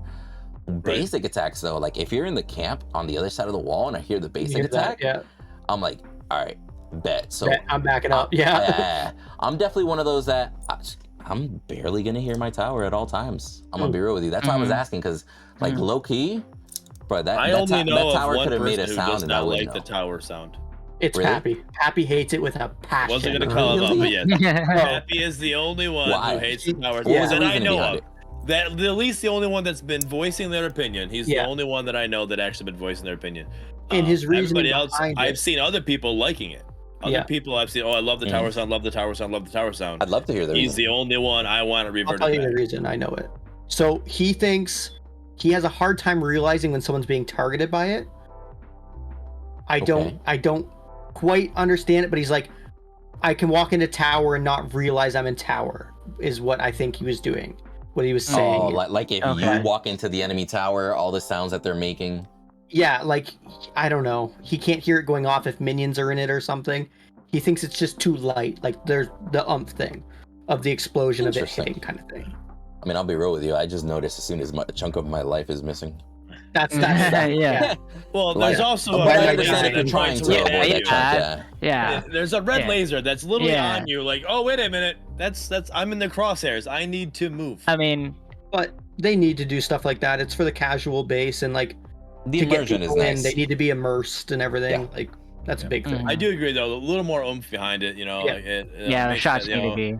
Just I'm a former Navy guy. I was on a base where they were testing a the fuck is it? A pulse? No. A pulse gun? I don't know. Something pulse, some cannon, like from something that's. What was it on? What was it on? Fucking movie with robots, Bumblebee. Oh, Transformers. Transformers. Like a pulse cannon? Yes, that thing that shot the fucking pyramid. Oh, Was that what that was? like a railgun? You're Like talking a about railgun? railgun. That's Yeah. railgun. Yeah. Okay. Yes. So that's sorry. I knew it wasn't pulse can, but yeah, railgun. So literally, I was on base and they were testing a railgun, right? Not that that's giving anything away. So hey, maybe sometime in the future, Navy ships will have railguns. I don't know. We'll see. I feel like it's not happening anytime soon. I'll tell you that right now. Yeah. So like just that noise though, like obviously not as strong, but something like that would be cool to have. yes. Yeah. Yeah. But Railgun is what we're talking I mean, about. I've always wondered. Do you guys feel that towers do enough damage to people? Do you feel like they do or don't? I'm Do curious. do you guys feel that they do enough damage, or do you feel like it's easier to just fight under tower, no problem? I think yes, based off of how much CC we have in the game.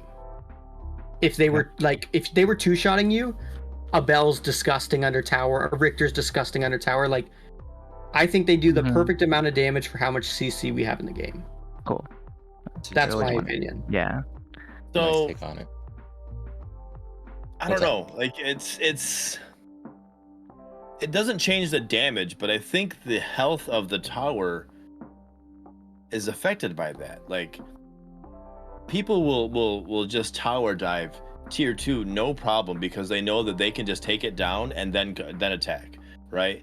You can't just take down tier 1 and then attack your enemy, right? You have to work on that. But because the health of tier 2 is so low, you can just tower dive, take it down, and then push your enemy. No, so that's an issue I see with that. I'll tell you where the issue spawns off of that. It's not necessarily the health of the tower, because the difference between T1 and T2, there is a difference, but it's marginal, right? The issue is the level scaling per character that they have, because we are in a game where in order for them to incentivize farming properly, you get more rewards in the first 10 levels. You get more base stats, whether it's health, armor, physical damage, everything. You get more base stats off of your first 10 levels than you do off of your first item. And that is the issue that you're seeing there, because in T1, they're not able to because they're not level 10. By the time they're hitting that T2 and diving in it, they're level 10 to 15 and they can tank it no problem. It's a scaling issue in the base characters, not a tower issue. So what if you say not a tower issue, but what if to counter that, because that is what the game is right now, what if a tier 2 tower hits harder than a tier 1 tower? It hits harder, but does base off of like maybe it scales? I don't know. I think a tower always should be percentage space, and then do the armor reduction off of that. Yeah. Like if, like, let's say for example, even T1, T2, let's say you take, let's say it starts at a 10% hit. That's nothing. But now the second hit, 15%. Yeah. If Third it's hit, up, yes. 20%. Fourth hit, 25. You just took almost 80% in 4 shots, but it's getting stronger per hit. Right. That would deter tower diving regardless what tower you're in. Or let's say if you even want to start it at 5% and then go 10 and then 15, etc. I think that would be a better situation. It's just the issue that the characters outscale the damage of the tower is the problem. One of the one of the ways that they changed that in lane and in jungle was to have the minions scale as the game progresses based off of average levels. They can easily do the same thing to towers. That to the towers, yes, Easily. Yeah, because you could, if you have a tank team, you know, let's say you have a Richter off lane and you got a Grux in jungle, or a Sev, or a 7 jungle, and you got a steel support. You literally can just take inhib with no minions because they can just rotate the tank on that inhib because the inhib's not doing enough damage. But and that's where it did change with what you were saying, that would mean a lot more, and then you would have to have a wave there to be able to take that inhib. And that would change the end of it, because right now it's like you just like, oh, we don't need a wave, don't worry, I got this, and just go up there and hit it, and you get an ADC there. Even if somebody has 5k health, if it's percentage based, they're gonna know I don't want to be in there tanking more than 4 shots. Like on the 5th shot, I might low-key die. I can't see them doing that purely off of the way they want to keep the game times. And the way they're setting it up right now, that would increase game time for sure. So that would. So it would deter the death volley in a sense, right? But then again, if you have people diving that much, it would almost resort in a kill from the defender's side if they dive that hardcore, right? But that would make it more of an even game and a longer game, right? Well, aren't we thirsty for comeback mechanics? Isn't it a snowbally game as it is? Reducing the match time could be solved with something as simple as tweaking the economy a little bit. Maybe at 20 minutes, I won't be 2.5 items deep. Maybe Mac, I can be 4 items deep at 20 minutes. Mac, you were with me last night. I was having a hard time getting items. You know, that was also to do with my gameplay, and I'm not saying that, I'm admitted. I was playing bad, but but I mean, I still was having a hard time getting a full item, like building full items. So and then, if we increase the economy to where we can get that full item, then you can start combating that in that regard. Speaking of a bear fed out of his mind, more than 20 kills, farming like crazy, 30 minutes deep, 5 items. Almost to its last one, but you're honestly telling me somebody in that much of a lead, which has potential to affect the match like crazy, why isn't he at full economy by 30 minutes if he's the furthest ahead? I think that should be a good indicator. The person that's furthest ahead should be full build by 30 minutes. And if it doesn't end in the next 15, that's because somebody's fucking up. Somebody doesn't know what they're doing, yes. Yeah, but that could also do to change with, you have, and that's what's so good about like MOBAs and stuff. There's so many other variables in terms of making the pace go faster.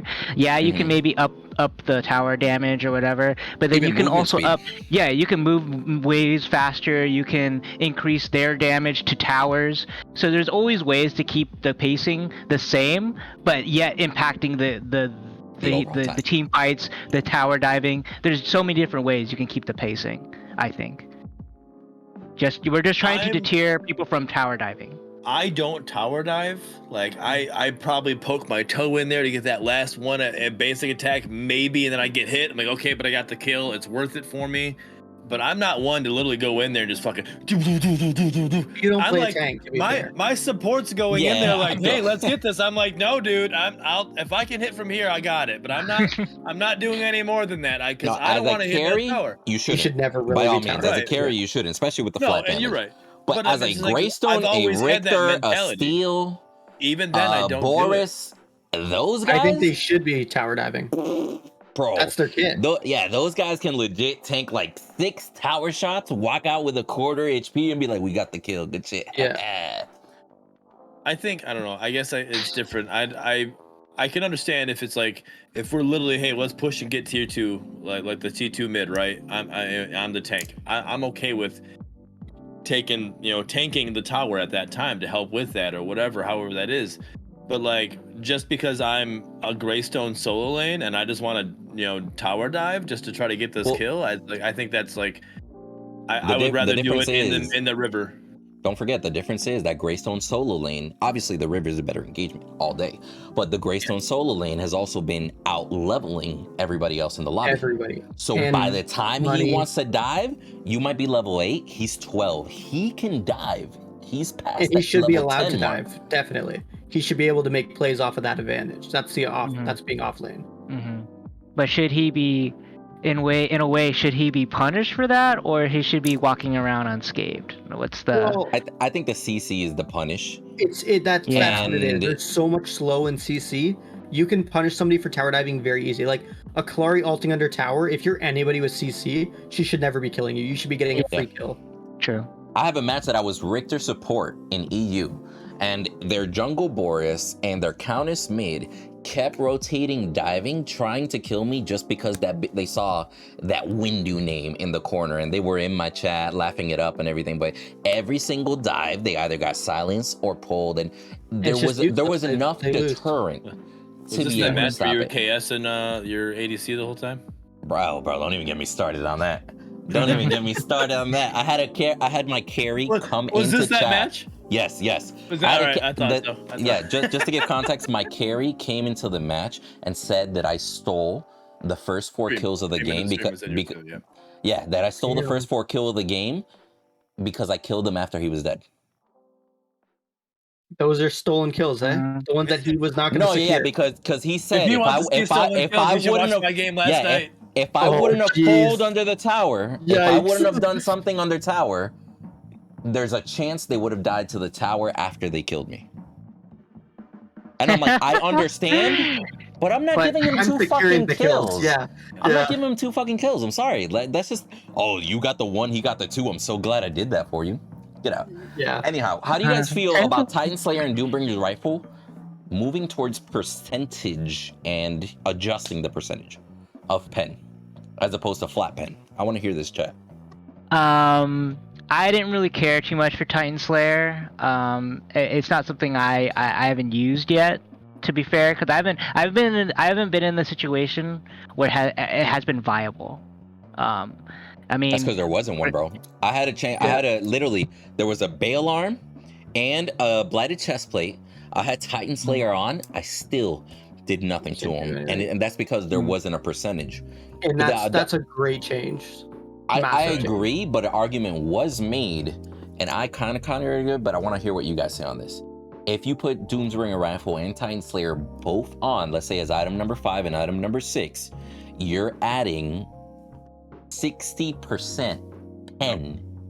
No, because I know they said it doesn't stack. First of all, I think that they should if there's different items. If you don't want them to stack, do something different with them. That's the first way that I feel about that. Right? But you can't tell me these don't stack just because they're percentage. But they did, like, that's how they're correcting it. That's how they're not letting it get to that point. So you can equip both of these. Fine to go. You can. You can. You're just not going to get. You're not going to get the penetration. You're not going to stack the penetration. Yeah. Oh. Yeah. Which is okay because it would have been busted if they could. Would have been absolutely busted. Yeah, but I think it should be more of let's adjust the percentage and then let them stack it if they want. If tanks are that big of an issue, make it so both of these put together at best adds up to 35%. Yeah, but then you're forced to have to build those. Good. Then you have to build both of them to be able to get penetration. Why would I? Yeah. Literally build only one of them. So let's say. But again, that's 15%. situational. If the tank is the issue, in a normal case scenario, maybe 1 or 2 people that are tanky are your issue. The rest aren't. Are you going to tailor for the tanks or are you going to tailor for the squishies?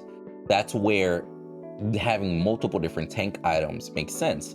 And I'm okay with somebody building multiple counter tank items at a time with the drawback. But I'm not okay with 2 individual different tank items with each its unique passives and actives and stuff not stacking on each other. And then no indicator in game about it. Mm-hmm. Because what if the team's going like a full tank team and then like you can't stack these? Yeah, if you're tailoring to new players, why are you going to put that caveat in there and not let the new players know? No, again, that goes to this whole patch. So there's There is no, disclaimers. Like literally, disclaimers need to be put in here because that was another thing that Pappy brought up. Pappy wasn't happy with this because obviously his tank Richter was gonna get destroyed, because of this penetration. You can just stack pen on it, and he brought it up, and then it was countered with the fact that you can't stack it. Now, you muted yourself, I believe. No, I haven't said anything. I was just gonna say that he muted himself. His mic went. Yeah. Oh, okay. All right. I was like, I'm pretty sure he muted himself. I don't know if he did it on purpose or not, but yeah. Anyways, it was, and then they said it really threw me off because one of the moderators said it's the same as Bot D, and I was listening. I knew what Pappy was saying.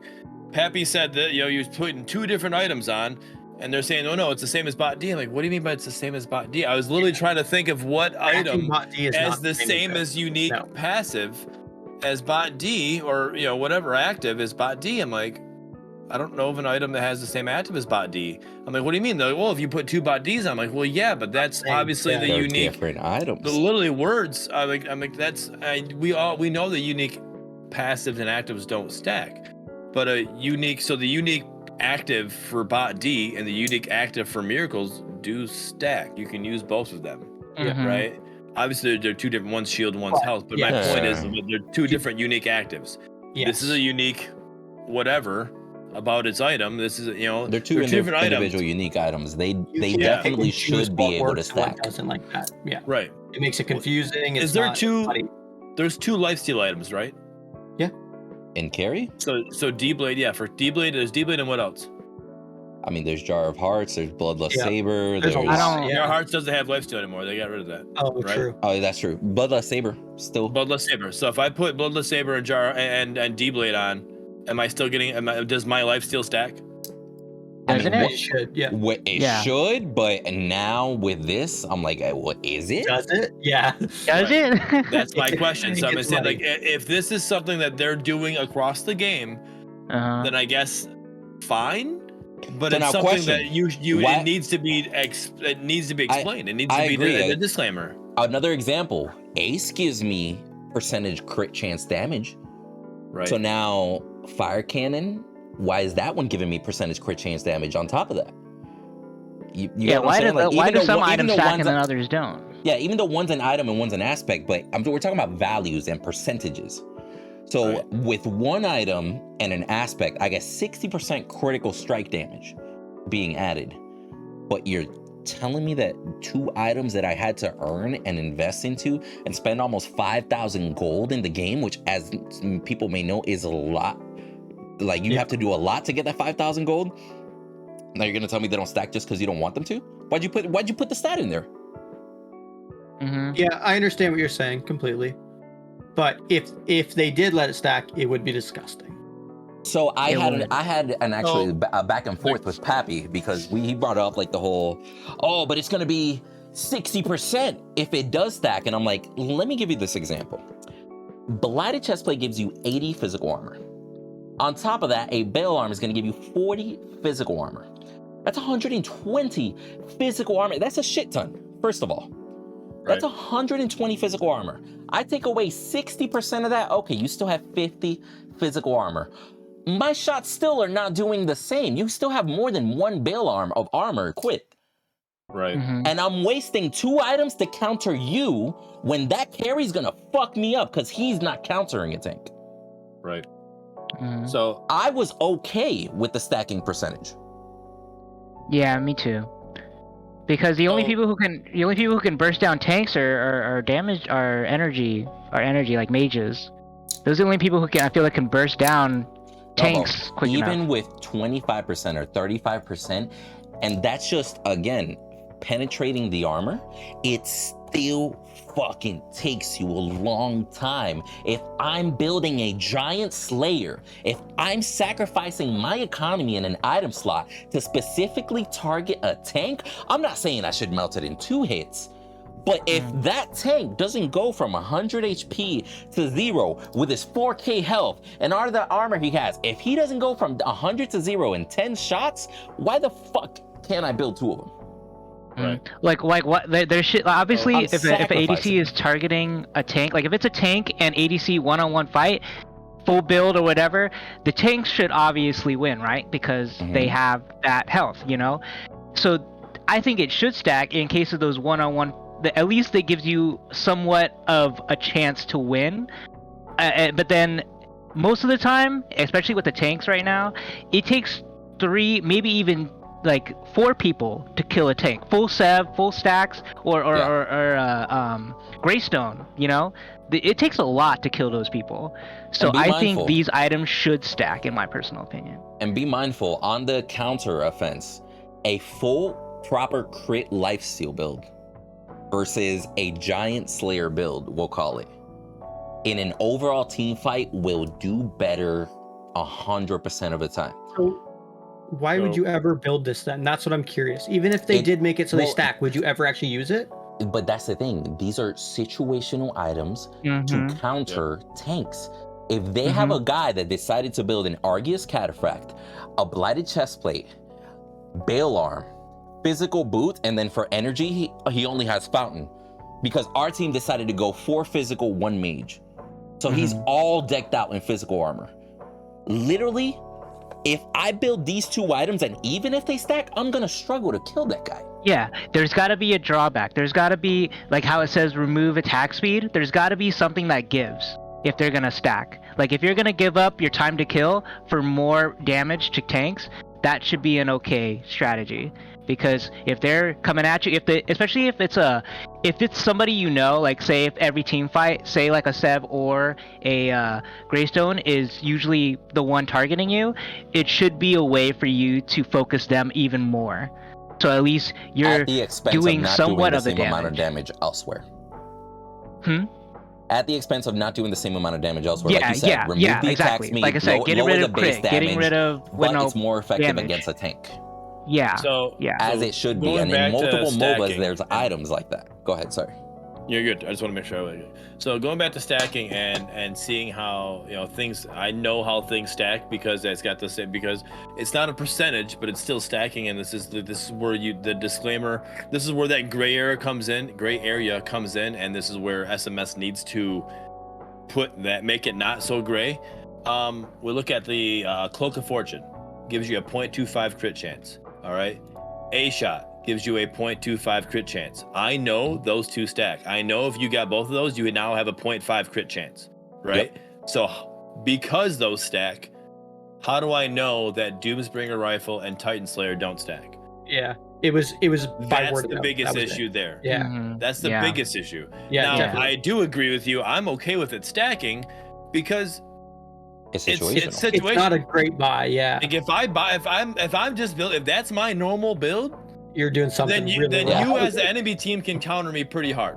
You do that whenever you just have that build, tanky Sevrog solo, tanky Chimera jungle, tanky Richter support. Like if you got 3 fucking tanks where the majority of the team is tank, I could see that being a viable build. By all means, regardless, it's not a viable build, and nobody's gonna build that to only counter 1 individual.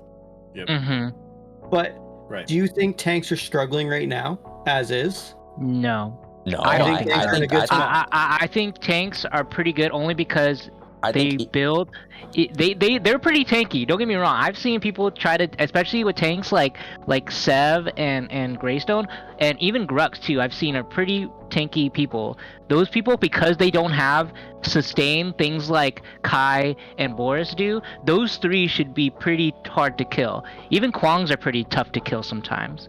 But that all comes into variables too. That comes into like their level fed, their all that, their level caps and all that stuff. So I do think tanks are in a good spot only because if you play them in the jungle and in the offlane, those are the people who are going to be fed the most or farmed the most. So they get pretty huge pretty quickly.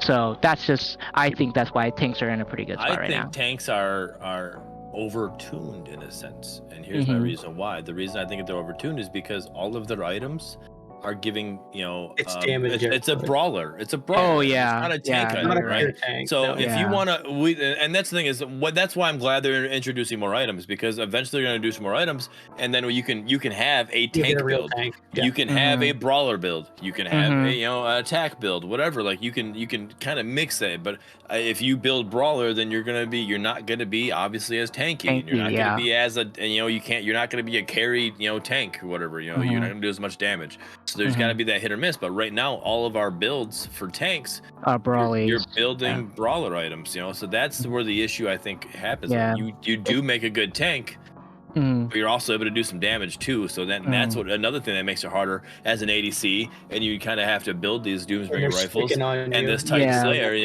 You get a Greystone that jumps on you and Qs and gets that fucking Q going, then all of a sudden a disarm, and it's like, well, shit. Now I'm melted, I can't get away as an ADC because I don't have an escape, or now I got to use my death blink just to get away, and now 300-second cooldown, even worse. Yeah, I agree. Because I think it's you just building T-Fist and Bale, and then just maybe Boots of the Hunt. You're hitting pretty hard, I think, already at that point. I'll be honest. I think that's more of an issue with Titan, the aspect, because a lot of the green items, arguably almost all of them, give you some sort of health. So for the fact that you're building health and then you're building armor, and now you're getting a free conversion of health to damage, kind of nutty. Even if it's only adding 20-30 damage, that's a free item. Yeah, because I know I was building yesterday. I was building a Greystone just with Bale Arm, T-Fist, and then I went into Boots of the Hunt, and then I went into Gunblade. Just those 4 items on Greystone is disgusting, because you're hitting quick. You're constantly you're doing, based off the damage of T-Fist, you're doing more damage, not just with the Gunblade. Then you got Bale Armor just ticking them down. Also, you get stronger because you get more health, health, you get better items. It's a nasty thing, quite frankly. So I think, here's my thing. I also think that with the subject of physical damage that we were on a second ago, I think that as far as the items that give you energy armor, first of all, let's narrow this down. The average energy power item gives you more energy power than the average physical power item gives you physical. But isn't that standard with most MOBAs? Yes, for the whole bursty nature, because you're accounting for the fact it's not consistent DPS, right? Yeah. But when we go to the tank side, so if that's standard in most MOBAs, tell me how this makes sense. The average energy armor item, look, Fountain of Invigoration, 50 energy armor. Unyielding Mantle, 60. Ring of Rejuvenation, 50. Now let's go to the physical ones. Argus Cataphract, 75. Blighted Chestplate, 80. Baleful, 45. That one's not bad. You feel me? But how are you going to tell me that the mages get more damage and the tanks have less armor against them? And then on the, you feel me? Now, I'm okay with the whole they get more power, right? But I definitely think that, for example, having 2 items that between the 2 of them give you 155 physical armor, holy shit! And they both cost less than 3,000. 155 physical armor. Let that sink in. Blighted Chestplate and Argus Cataphract. Okay. With 2 items, you built 155. Armor versus MR. Yeah, so, and that would be total gold 5,300. Keep that in mind, 5,300. For me to build 155 energy, I have to build 2,900 plus another 2,800 plus another 2,800 to even come close. I'm basically, and that's why even with Titan Slayer before, literally a tank with those 3 items shut down any carry. And then with Mage, he had 2 items, tanks, and then he had the energy boots. And he literally, yes, he was getting hurt more by a Mage, but not enough. He was still able to fuck up a Mage. This tank was able to just run around the lobby basically unaffected because he had 1 Mage to handle, He had a jungler that was kind of ability based, a Sevrog, but he was full tank. He wasn't doing any damage. So as far as DPS, I just think that the physical damage items, they give too much. At least Blighted Chestplate and Argus. Baleful, 45 physical armor, 475 health. I like that. More health than armor. It's not bad. It does crazy damage that people, for some reason. So even tweaking the physical armors by like, say, like you said, like 155 or 170, tweak those down by maybe like another 50, and you think that would be in a better spot, tanks? If the physical armor items gave you 50 armor each, for example, it's still a good amount of armor by all means, right? Yeah. And if I build 3 items to counter you, I deserve to have the ability to counter you because I built 3 items, right? If you put I that sacrifice much gold the economy. Yeah. Yeah, definitely. Yeah. See, and then there's only because of that. Yeah. But being I was gonna say, I brought this up before. The fact that 950 gold alone gives you 35 physical armor, and then on top of that, trauma if you hit them for 950. Yep. That is the cheapest way to shut down somebody that's physical, and it should not be a thing. Quite frankly. So I think that's where the trade-off is.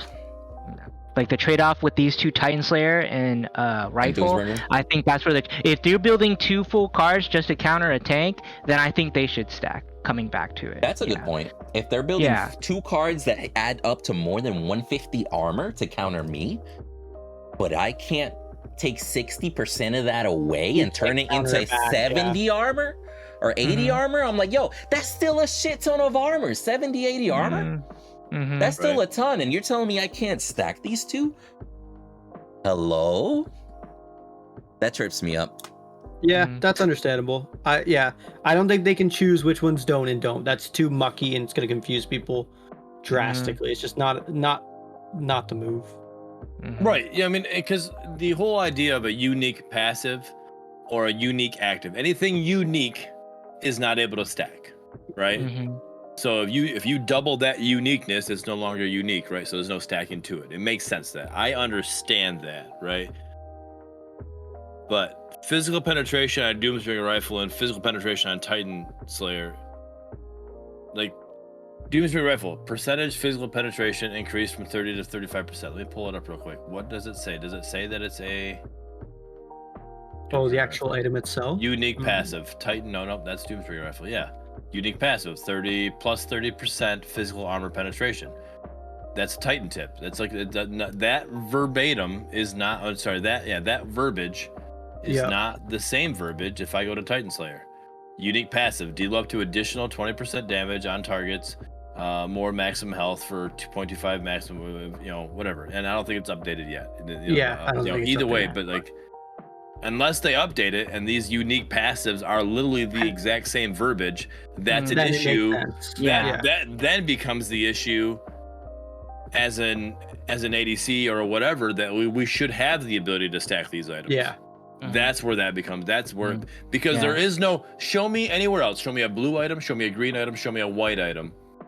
That doesn't stack, even though it says you can. Items, my bad. Blue items, green items, white items, purple items that are 2 different items that have the exact same unique passive. Because you know what? If you're telling me that Doomsbringer Rifle and Titan Slayer have the same unique passive, guess what? It's not unique. The definition of unique is definitely taken away from there. Then it's no longer unique.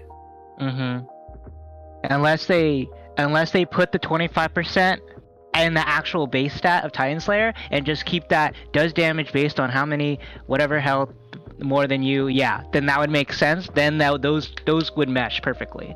But since you put it in the unique passive in the Titan Slayer regular passive, then it's just like. Even if they wanted to be technical, even the text wouldn't be 100% accurate. Because if it said unique passive 25% pen on both, and then one's 35, I understand your argument, but one says 25, one says 35. These should, like, the sentences aren't even the same. How do you expect me to understand? Yeah, no, and the sentences are not. So literally had to be you'd have to be verbatim for it to be not stackable, right? But then again, like it goes back to the thing is like you can't call it unique then if that's what you're saying. If what you're saying these two are identical, then you can't call it unique. All right, and if what you're telling me is that these can't stack because they're unique, then that it doesn't work. There's got to be something here, and we got to figure that out, whatever that is. Mhm. It's just interesting. Yeah, It's very Personal. interesting. Yeah. I will say Doomsbringer rifle needs updated art because Titan Slayer makes it look bad. Just me. I think there's a Bro, lot of stuff that Dude, needs. Titan Slayer is like 3D. There's like smoke coming out of it. These Doomsbringer are rifle. technically all still placeholder ones, are they not? Everything we've gotten so far is still technically Yes. because they want Yeah. 3D ones, like Yeah, actual. eventually 3D for the- images. Yeah, for the character ones, are those like for Grim and Sparrow? Are those the ones they I want? think that's the 3D what they want. Okay. Because you can see the levels on those ones of the 3D aspect. Mhm. But yeah, so we've been at this for a bit. I think it's a good point to end in. A lot has been said Yeah. on here. Yeah. So No, you two were great here. It Yeah, was we great having you appreciate you for both sure. here. Yeah. You guys were like had no issues jumping in, putting your information out there. Really appreciate that. Terry, do you have anything you want to say to the community? Anybody watching No, this? Last thank words. you, I guess, guys, for having me on the show. I appreciate it. Hopefully, I can do more in the future. We could talk about how this game is going to develop and bring more into the community and all that stuff. Just want to say hi, everybody. Have good games and everything like that, and just support for the community. Yeah, that's it. All right, Mac, do you want to flame Ryan at all? Anyone? And I don't What the hell? mean Ryan Red. I mean the mod. The Ryan, the mod Yeah, Ryan, right. So, definitely. Screw Ryan. First off, definitely put that out there. And Yikes, honestly, bro, I'm just nah. excited to see where the game goes too. There's obviously things I'm not gonna like and stuff, but Mhm. that's part Yeah. of a game. It happens, but I'm very excited to see where it's gonna go. I Yeah. was gonna say it's gonna be natural, right? Like even us as partners, there's things that we're not gonna like. The whole objective, and hopefully people watching this, the whole objective is to get different points of view and to help provide understanding of the different points of view. Like we're all gonna have different opinions and everything. You don't have to make everybody happy, but even that concern being voiced out is something that every company needs to hear.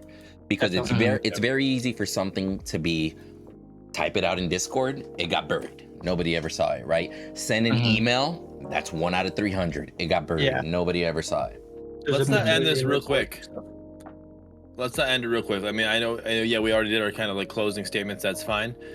Okay. Windu, I sent you a message in Discord a couple days ago of the new dev, his stuff. Can you pull that up? Oh yeah, we should show that off. I want to show that off. Mhm. So this is we can do that? Chaos. He hasn't been Mr. recognized No yet. Mercy. He's the new dev. He's a map kind of guy.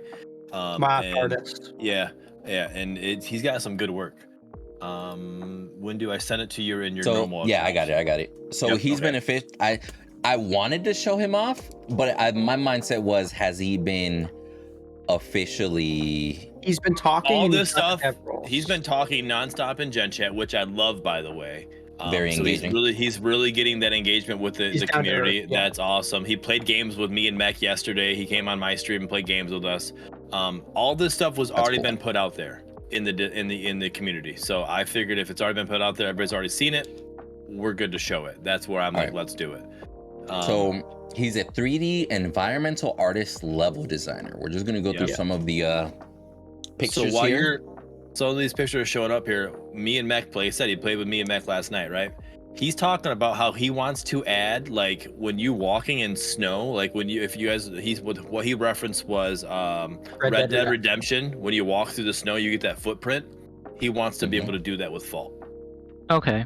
When you walking through the river, That would be awesome. You get that Walking through the footprint. river, you hear splash and you see the splash, Mhm. etc. Maybe your clothes get a little bit You wet turn or around, something. you see that footprint, and it'd be something as you're going through, you're like, wait a minute, somebody ran through here.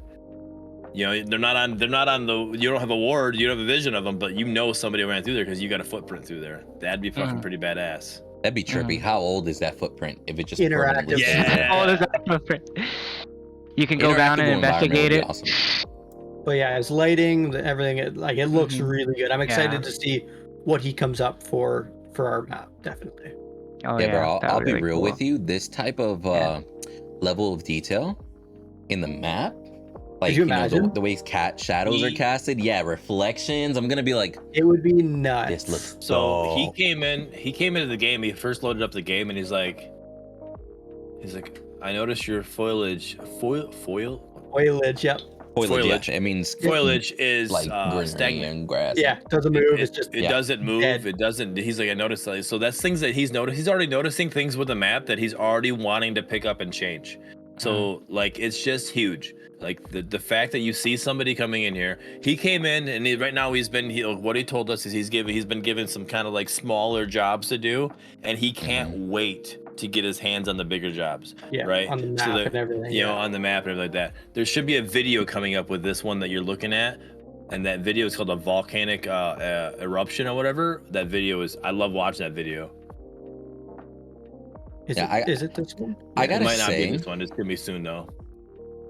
well, I was just gonna say in general. I gotta say, in general, it's nice to see additions to the teams.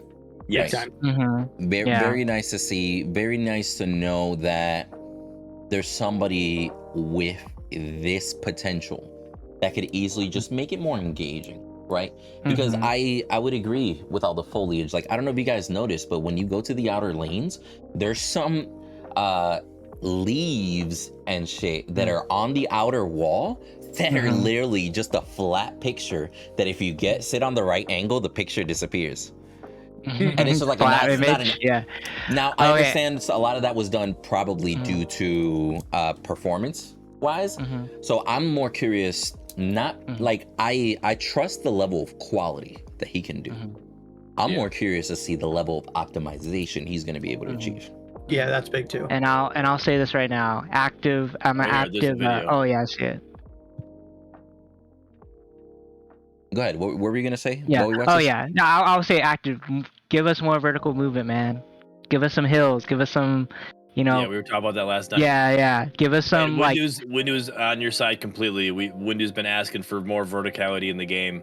You know, Especially with map, blinks we're hoping now. for with the new blinks. We're hoping for different verticality sections, something like, something where somebody with mobility or with a blink, you're able to use that verticality and to everything. Yes, Make I out agree. plays, yeah. Yeah. That stuff. Yeah. You know what I But yeah. really want to? Environmental verticality candy. Like, one of my favorite parts in the original Legacy map was that there was a ramp that you could come from the jungle into right behind a mid lane on your side, and you could stand in this pool that was a shadow pool at the time, Yeah. but it was a waterfall. It was water falling around you. Throw me in a random waterfall. Throw a little random, like, hey, there's lava coming out of that rock up there. We don't know why, but it's coming out of there. Like, some environmental Make the environment changes. alive, yes. Or let's say you put tall trees in there. Make those trees move. Just give me motion. Don't just give me the verticality, because if you give me a big rock I can stand on, but then that's it. It'd be like, okay, I get the verticality, but is it as nice? Like, you see all these trees here, how they're moving? I low-key want a gust of wind that constantly goes throughout the map, and the trees shift back and forth. Could you imagine, like, downriver, it doing that? Like, just straight down the river, and you just see the trees all blowing in one direction and stuff? That would be wicked. You'd be like, hey, bro, it's... Give us a world, give us a world that we can see and believe Exactly. in. So as that, I've been, called it forever ago, but I kind of kept the title as that White Knight of SMS here. I seeing this and knowing what we have for a character, a hero builder, what do you guys call that? Like, the guy that makes the heroes, the guy that has the model to- designer? The rigger? model designer, Yeah. To have that, to know we have one of those, to know we have somebody that's able to work on the HUD, to know we have somebody that's, we got this, like, it just to see the growth that we're having. Like, we're just over a year old of early access. Like, I'm happy. I'm happy with where we're at. Like, things, things are just going to get better. That's the big thing. It's only going to get bigger and better. Yeah, like it's like From you guys where we said, are. you know, they have a team. You know, they have a team of people. They have this new map concept designer and everything, and then now it's like, you know, they have people to make these characters and stuff. And they're not just twiddling their thumbs waiting for something to happen. You know, they're working on stuff. So we just gotta be, you know, that people is, you know, just like with Paragon, we just gotta stick together, see how they pull through and see what they give us, you know. And then at then those times, you know, we only can give our thoughts and opinions, and then hopefully it makes it better, you know. Oh, bro, I just thought about it. A river with ray tracing. I'm looking at this picture here, and Would like that be tree wild. perfectly Hell yeah. reflected. I asked him about it. I literally asked Yeah. him. I was like, hey, I have to ask you, Mr. No Mercy. I was like, with your stuff I'm looking at this stuff. I'm like, it looks like it's got ray tracing ability into it. Like, is that something like, and like, is that, he's like, yeah, he's like, some of that stuff does allow ray tracing. He's like, so yeah, you can see that. I'm The like, shadows. and that everything. would be amazing for SMS Yeah. and Fault to have ray tracing. I'm like, It's an let's optimization go. question. Like, I like that. Well, that would be choosable. Like you don't have to have that on. Yeah, You can turn it yeah. off. You can turn ray tracing That's off. the best part, yeah. in Warzone right now. But being You can turn mindful it on too, if you want it. any Yeah. game with ray tracing, the question of optimization always gets brought up, even Yeah. if you choose to have it on, right? Yeah. Because it is one of those things that is very tasking, but it looks beautiful. Yeah. So I just like. I like the Yeah. fact that the potential is there, and now it's just a question of how well can it be executed. How can they do it Yeah. correctly? Yeah. Because I just do really like, I miss those trees kind of coming over, like in the legacy map. I miss those trees, you know, covering the jungle. Like that was super Yeah. cool. It felt like an actual jungle to me, you know. Right. That was super Mhm. cool. So I think going back to the ray tracing situation, I think it's gonna be more for the casual player, or just to kind of relax and play. You could turn the ray Not the tracing on rank and queue. you just be Yeah. able to enjoy the scenery, right?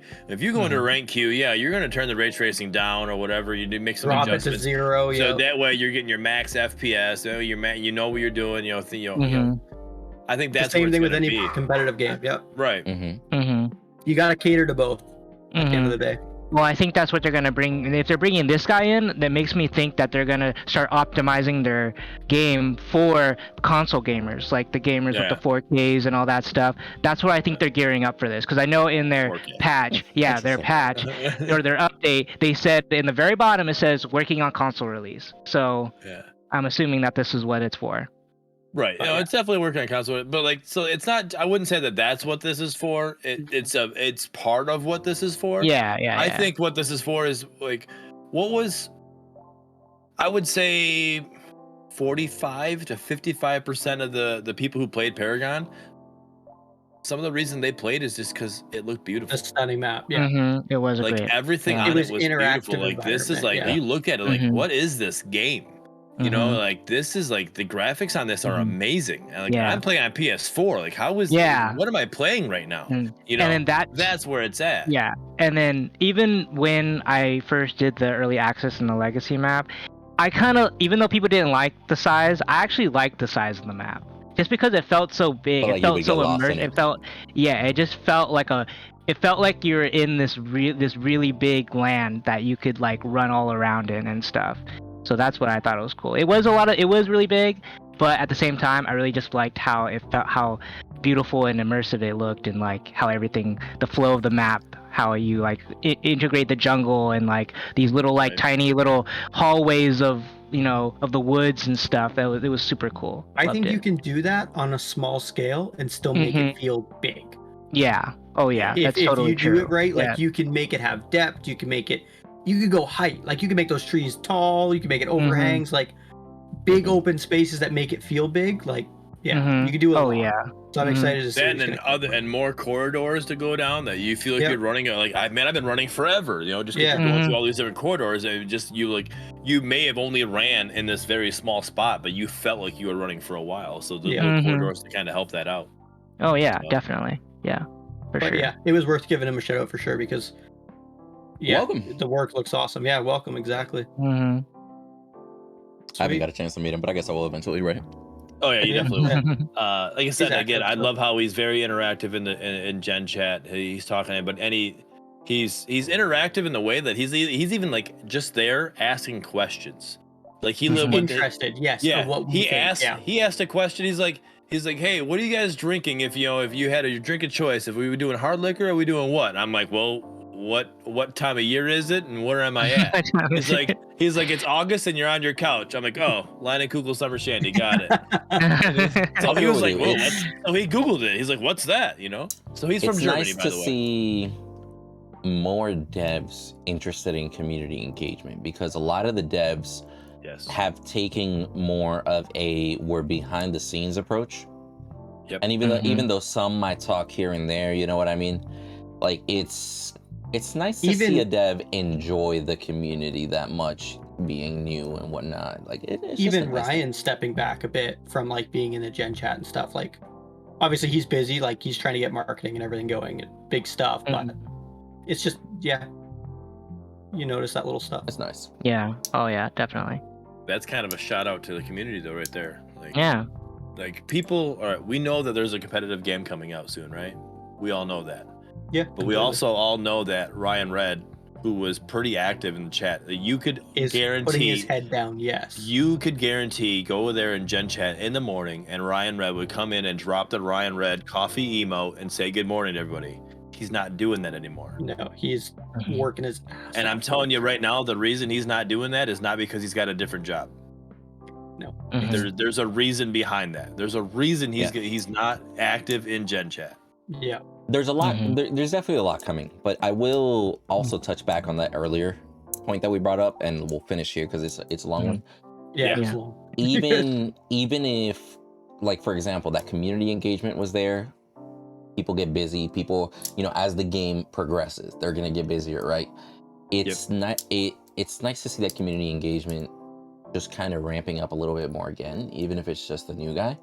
Because when you take that step forward, you offer that community engagement and then take it away, people form an opinion. Yeah. The perception is changed, right? So it's nice to, like I said, it's just nice to see. It's nice like the community still knows, hey, the devs talk to us in here. This isn't just a spot where the mods run it, So it's a nice touch. But again, just to SMS, be mindful that even the slightest choice that you guys make is always under scrutiny, as I'm sure they know. And even the slightest thing of, hey, we used to do this, but now we don't anymore, can affect people's perspectives, whether it be about the company, the game. Because even as something as simple as they don't get to talk to the devs as much anymore, they can easily we're less heard. They can easily have a negative view on the game just because they don't get that engagement that they're used to. And not that they should be used to it, but it's what you've accustomed them to. Yeah. And it's dangerous. You can't blame people for getting accustomed to something. It's just like us getting a hero every 2 months, or 2 heroes every 2 months, and then I don't know, we're not getting a hero for 7 months. You can't blame people for missing. It's like that girl that's always it's that girl that's always texting you, and now she doesn't text you anymore, and it's like, something wrong? Like, did I do something wrong? Yeah. So people can't help it. It's natural behavior. But I'm gonna have their links down below. Much love, homies. This has gone for 3 hours already. If you made it this far, GG's. Say GG in the chat, right? Hey, but, real quick, in the comments, anybody who has been watching this long, if you are interested in being the partner panel, comment down below. And if you got a webcam, we'll see what we can get you in here, okay? All right, much love, homies. Till the next video. All right. Yeah. Peace. Take care, guys.